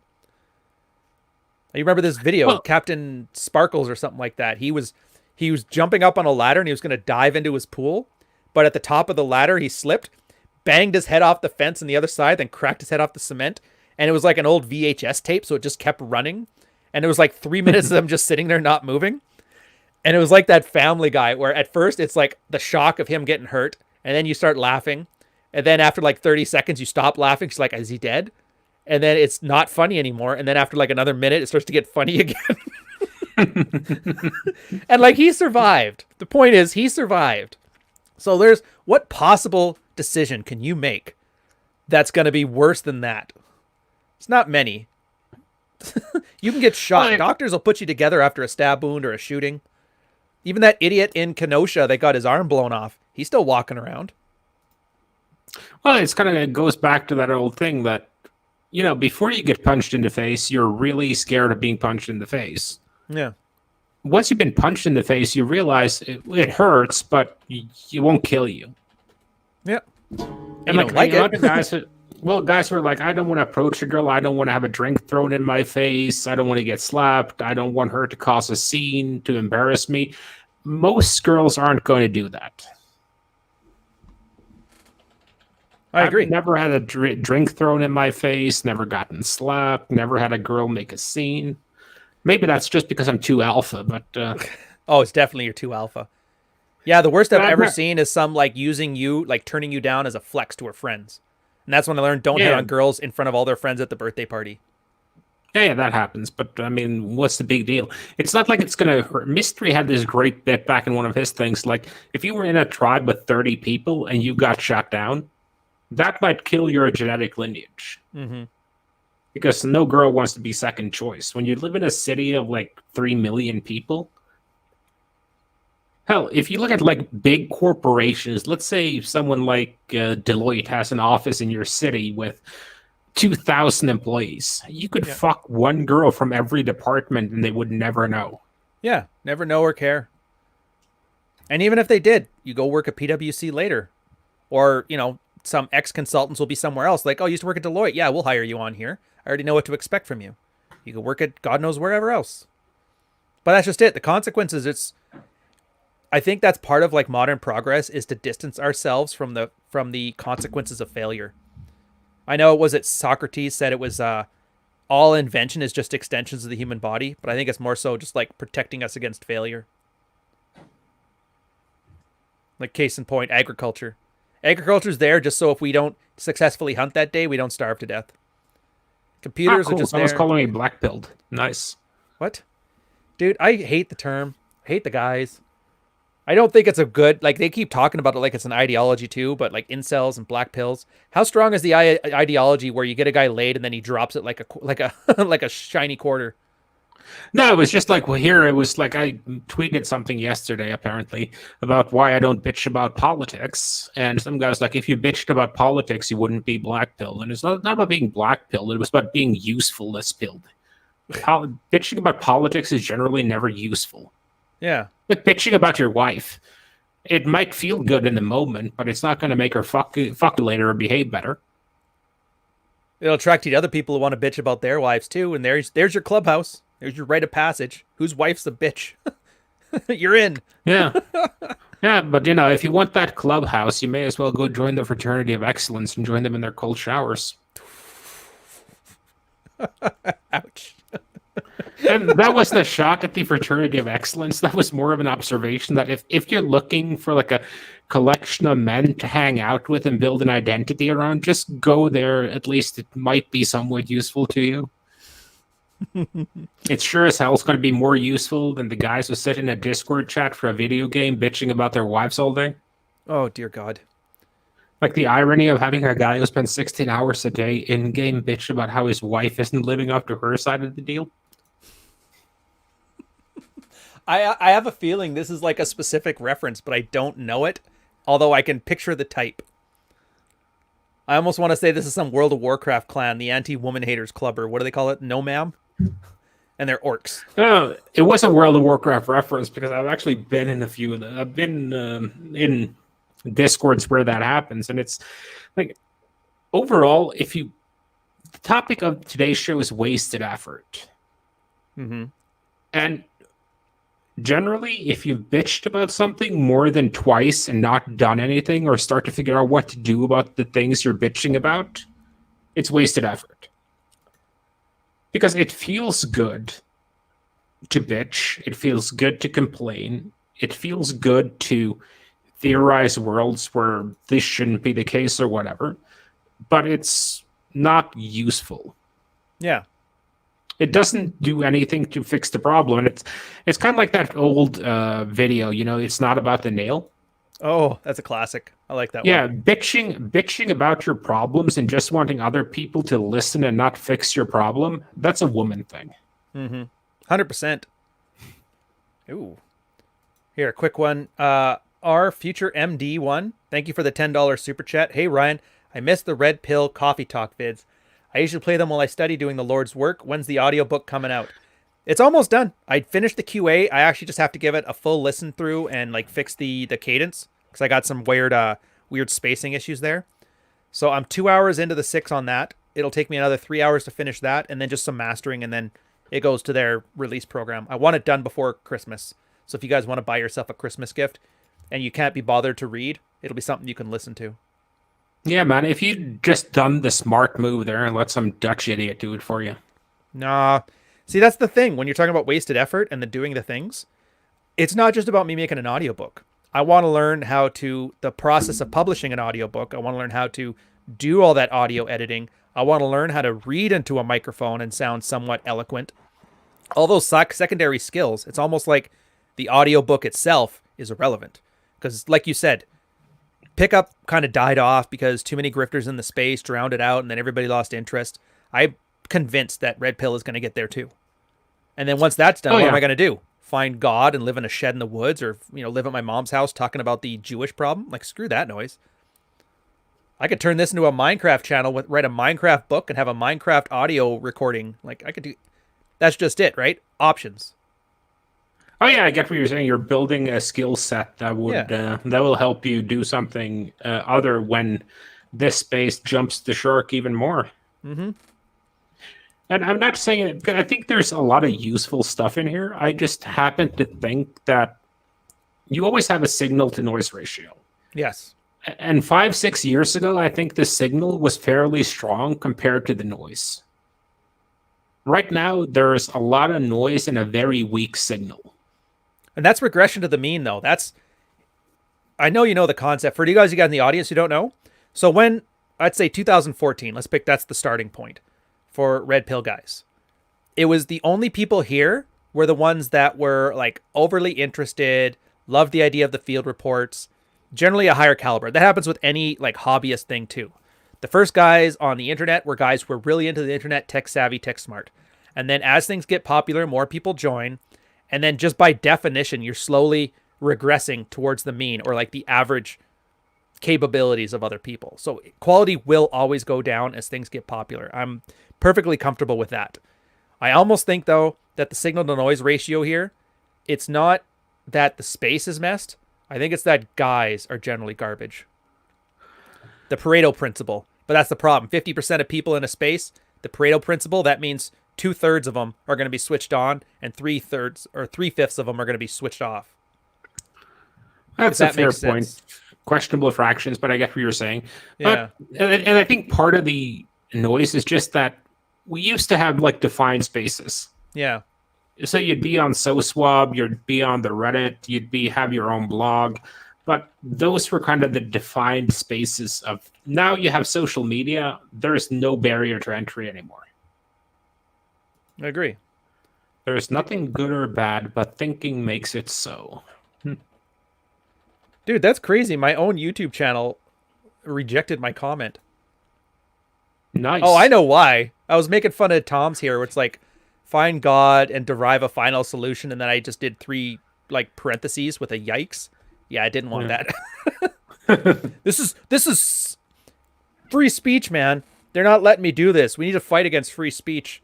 Let me just start doing a bunch of Austrian painter references, get banned from the platform, and then cry to you guys for a paycheck. Come on, guys. If you like free speech, let me run my mouth. Kind of reminds you of the people who get in your mentions or in your DMs talking shit, and then they get pissy when you block them. It's like, this is my bar. You walked in here and said it was ugly and called me a cunt. What am I going Yeah. to do? Let you hang around? I only had to ban the one guy in here today, but he was just going off on weird things. We'll I see. would thought that was like half of them. No. Well, there's nothing good or bad. we've done really good here. If you've noticed, my growth's been a lot slower than like Rollo or John or Troy, and that's on purpose because I ruthlessly filter this fucking place. Anybody who starts going autistic, and it's great because the people that are left here, they don't have that problem that I would have if you go into a new space. Like I went to Reddit and I was looking around the intellectual dark web. I'm like, oh, this is kind of neat. And fuck, is that peak Redditor? Peak fucking Redditor. Man. And I'm like, I'd never want that for my space at all. So fuck it. Like, I think the funniest thing about Reddit is Reddit used to be like world leading in memes. Mm-hmm. Now it's like you go on dank memes, which was like a Reddit they made because they weren't allowed to be edgy enough on memes. Mm-hmm. And dank memes is banning things that they would used to post.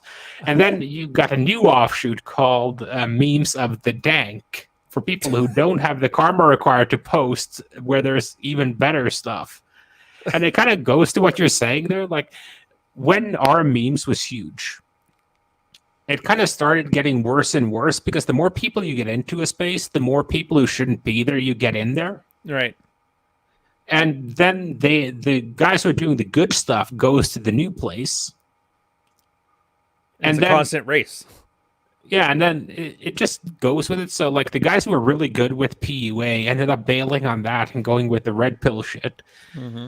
Then that gets so bad that those guys no longer want to be around that, so they create their own spaces. Yeah, and to tie it to sexual dynamics, dating apps the same way. Plenty of Fish used to be awesome, and then the uggos and the freaks started going in there. And those people left to OkCupid, and then same thing happened there. Then those people left to Tinder, and then to Bumble, and now to Hinge. And it's that constant chase of like people with their shit together and people without their shit together trying to run away from each other. Or same thing, MySpace, and then Facebook, now Instagram. Kids love these platforms. They're a lot of fun. And then their soccer moms get on there and start sending stupid memes about, single motherhood and just scares off the people who are like somewhat switched on. Yeah, and that's another form of wasted effort, sticking around those spaces for too long. Like if you like, I think peak Tinder was probably 2014, 15, 16, somewhere around there. Right. Because you still had, it was still kind of a hookup app, and you still had a lot of hot chicks on there. Right. But I was kind of seeing like the number of hot chicks drop while the number of fat single moms going up. And near the end there, like the only hot chicks left were girls who were on there just to market their Instagrams. Which I think is hilarious. I don't know, the idea of a dating app. Just follow me on Instagram. Yeah, we'll go on a date. Relying on the guy to forget to unfollow her. Yeah, and then there was like Bumble. I never thought that was any good. Yeah, my brother liked it, but I don't know. Well, for me, it was always more of a Bumble was made for fat single moms to go on there looking for a relationship. And then you got kind of Hinge. That was kind of a thing because it gives girls even more of like I'm just looking for a relationship. I'm not looking to hook up. Isn't there a big thing that it like bases your hookups on like shared interests? Like something like that. Which is funny because that's exactly what was it? Plenty of Fish or OkCupid, one of those. That's the same thing they did. So we've gone full circle.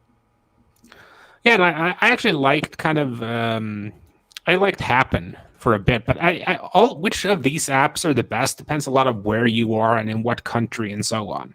Yeah, I kind of feel glad that I kind of skipped over the whole online thing. I used High Five briefly and Facebook back when you could still pick up on Facebook, but I just enjoyed the in real life thing more. I would just keep it on the back burner. It's like it's there, and if I get a message, I'll deal with it. But if not, I don't rely on it. I think a lot of guys have issues where they kind of rely on online dating as their sole sourcing, which makes it too invested by definition. Like you have to amplify how little you're invested on online dating compared to everything else, I find, because it's just there's too many options. the slightest bit of neediness is going to weed you out of the pool really quickly. Yeah, I like how we're having a talk right now about dating apps, and the chat is going on about Tolkien. Yeah, it's damn Tom filling it up with his Symbolarian thing or similar. How do you pronounce that stupid book? What, Symbolarian? Yeah, the Tolkien one. Oh, Silmarillion. Silmarillion. Thank you very much. But that was just my thought. I'm like, and I know I like Tom, very devout Christian guy. I'm like, why'd you pick Tom Bombadil as your thing? He's kind of like the golden calf for Tolkien. You know what I mean? He was made to be like basically God. But I don't know, whatever. It's kind of beside the point. But yeah, it happens all the time. I know there's always 2 conversations, ours and then the chats. But at least now we're not talking about the GQ. I can live with that. But just on a generally thing, just to go back to it, it's just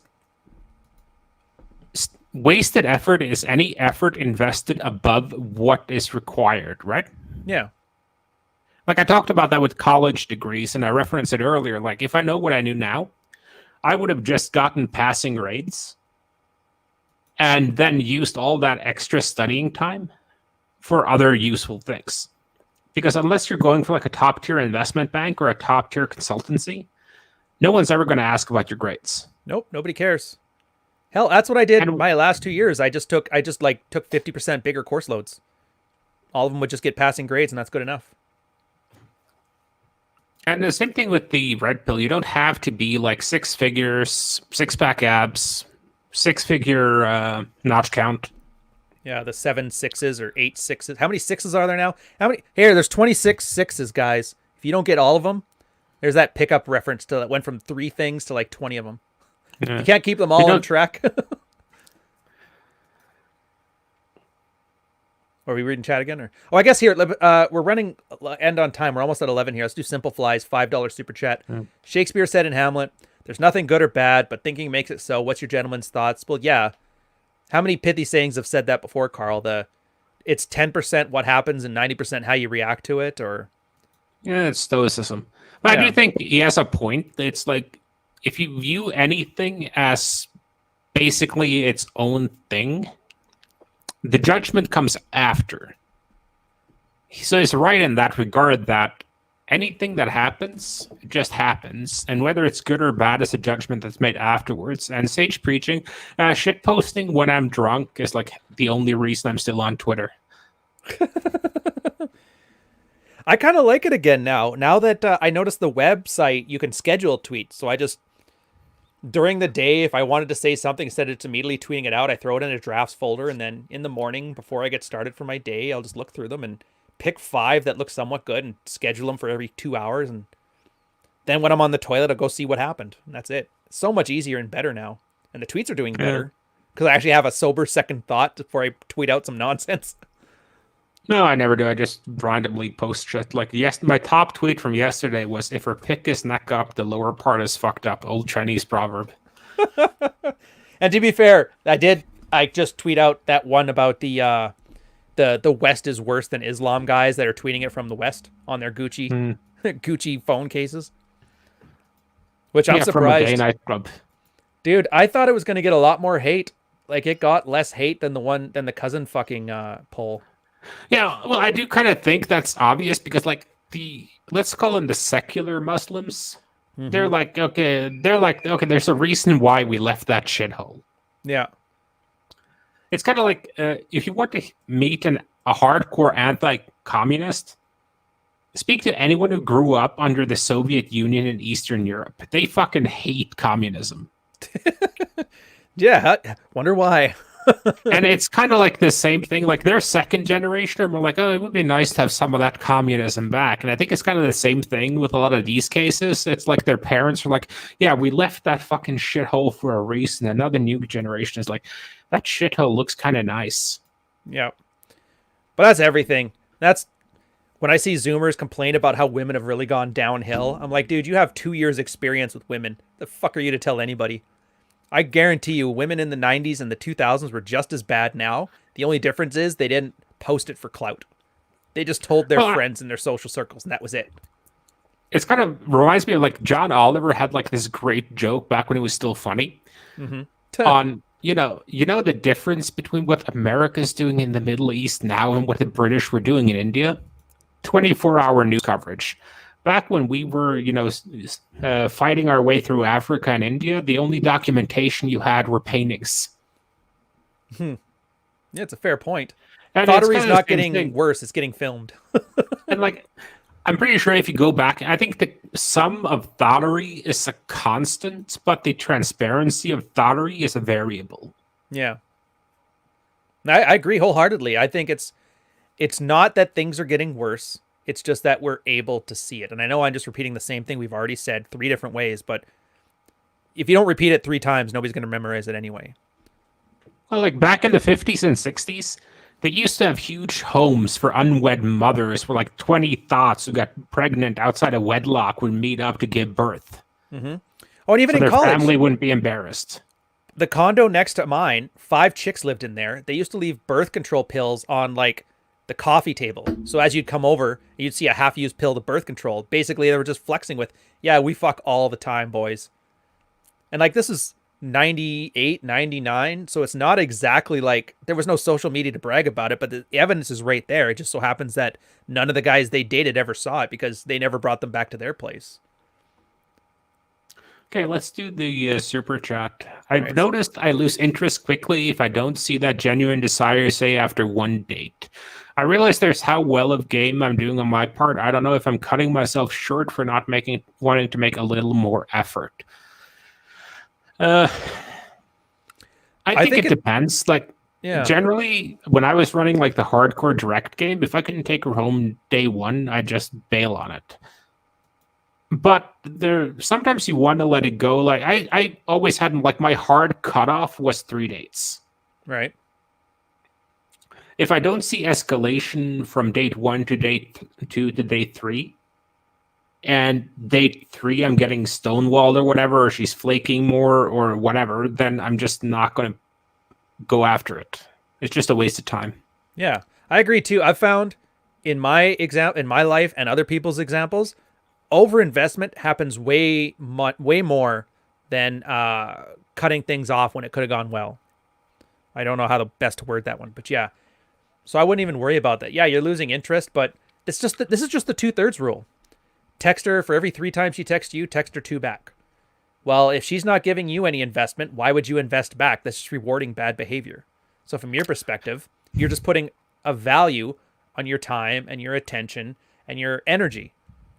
And if she's not showing interest in you in that way, then why would you waste your time with it? I'd say it's a better attitude than most. You're probably just mad because you think if maybe a little bit of effort and I can get there. It's no, it's not how it works.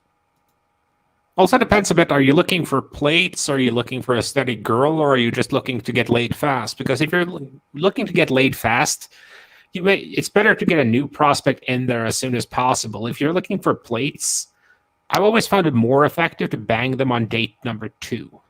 Really? I've never gone, date 1 or never has always been my thing. I never tried for it. It just happened that way, though. Yeah, I just found out that I had a better plate retention ratio when I would bang them on date 2. Interesting. But yeah. It's not overwhelming. But I always find it kind of funny, though, when guys are yeah, if she bangs you on the first date, then she's not worth keeping around, because wouldn't the most obvious sign of genuine desire be that she wants to fuck you on the first date? Yeah, I was going to say, I'm 11 years in and that was a first date lay. I don't know what to tell you, man. But she has a tattoo, so maybe I'm just, maybe I've been... Yeah, she's obviously a hoe, man. Obviously a hoe. She colored her hair once, too. Obviously a hoe. All those, that's what I love. She had all the red flags people talk about here and their stupid little Gumroad courses. She's done all of those at one point, and I've done worse. But I'm none of that really mattered because she's invested enough that she learned how to make sourdough bread because I asked for it once. You can't put a price on that. No, but there's an interesting comment from chat here, though. Is he making sexual flirtatious conversation? And I think that's part of it. Are you pushing hard enough to trigger that desire in a good way? Because you're always going to have let's say 2 categories, just to make it easy. Right. You're going to have the girl where you've already won and it's up to you to lose it. And then you're going to have the girls that are kind of on the fence. And you're always going to have the girls who are like not happening ever, period. But those are not really a factor here. Yeah, So for me, that's kind of like you're going to have to put in more work with the second one, but she could be feeling a lot of genuine desire. She's just hiding it. oh yeah, that's true. There's been ones where I didn't know. I didn't get any signs from them. It's just they were very shy about it. But I mean, you don't have to, like, when you say lose interest, you don't have to be like, fuck this bitch and walk out of here. You can always just kind of do it in a softer way. Just be less available, and if they rekindle it up, then keep it going. Like, basically friend zone them. Yeah, well, So if you catch a false another signal, good one. yeah. That's probably got to drive a chick nuts. Imagine that. She's like, did I just get friend zoned? I don't get friend zoned. I Yeah. friend zone them. Sorry, lady. Don't know what to tell you. We took the Gumroad course on how to friend zone chicks. We're now the Ubermensch. But the thing is, this all comes back to, like, it's a wasted effort question too. Like, is he wasting effort going on those first dates, or is he wasting effort not going on the second ones? And I deal with them on like a case by case basis. Like, if you see the girl put effort in for the first date, Yep. that's probably a sign. And the conversation doesn't slow down. You don't have a lot of the awkward silences. She's responding well at that point. Okay, let it go to a second date. And just be a little bit less available between date 1 and date 2. Push and pull. Holy jeez, Carl. That's complex. I know. And then if you notice that, I don't believe that, Ryan, but and then if she shows up and you can see that, okay, she didn't put in a lot of effort. She's barely hanging on the conversation. She's fucking with her phone. All those disinterest signs, don't bother with it. Yeah, I agree. And for me, I slightly same, but sort of different too. I just enjoyed the process. It didn't matter to me if it was genuine desire or not. It was just like flirting with girls, hitting on girls, trying to sleep with girls. I enjoyed the process so much that if one wasn't showing genuine desire right away, as long as I was still having interest in the process, I would keep going through it. And then, if she did something that was like a hard no, or like a shinier object showed up that I could go hit on, I would just move on to that. Worked for me. Yeah, that makes sense. It was an accident on my part, but the benefit of it was that I was in nobody's frame but my own. Like, whether it was genuine desire or she was just couldn't put it out, that was just irrelevant to me as the process. I like, if I'm flirting with somebody and am I enjoying it? And if I wasn't enjoying it, then what else do I do? Maybe sometimes let's go have a falafel or head to the bar next door where my buddy knows the manager on it. We just hang out there and do some drinks. And I'd like to say it like helped with success too, because then it's like, I might lose them. Well, I do kind of think you have a point there in that there is such a thing as becoming too focused and goal-oriented with it. And if you're not having fun with it, then you should probably go do something else. Like, that's why I like going out with the wingmen or a group, because if you go out with a group, you can still hit on girls. But if someone strikes out or, you get bored with it, you can always go and have drinks and get some good stories. I agree. So, especially if you get a good group too, because some guys are cock blockers or that. But I mean, that's you filter that out. That's what the purpose of layers were. Yeah, but like I always liked having the rule of thumb that I'm either getting laid or I'm getting a good story out of it. Yeah, the good stories were always so much better anyway. Some of my funniest stories are like when it just went tits completely up. See, that's a guy who enjoys the process. Like, how do you fear rejection when rejection ends up being like a wonderful bonding experience with the guys around you, right? Yeah, or a great story you can tell on, like, I used to use that as like a regular line. Like, what's the most awkward date you've been on? Oh, yeah. And then milk shot out her nipples, and I realized at that point I'd made a terrible mistake. Yeah, and then whenever she told her story, I would be like, okay, let's try and top that tonight. Nice. I like that. I think that's a positive note. We can end it on that one. Yeah, that sounds good. We've been going for like an hour and a half. If anybody doesn't know who the hell Carl is right now, what the hell's wrong with you? Black Label Logic. Follow all his shit. You know how to find me. Follow all my shit. Or don't.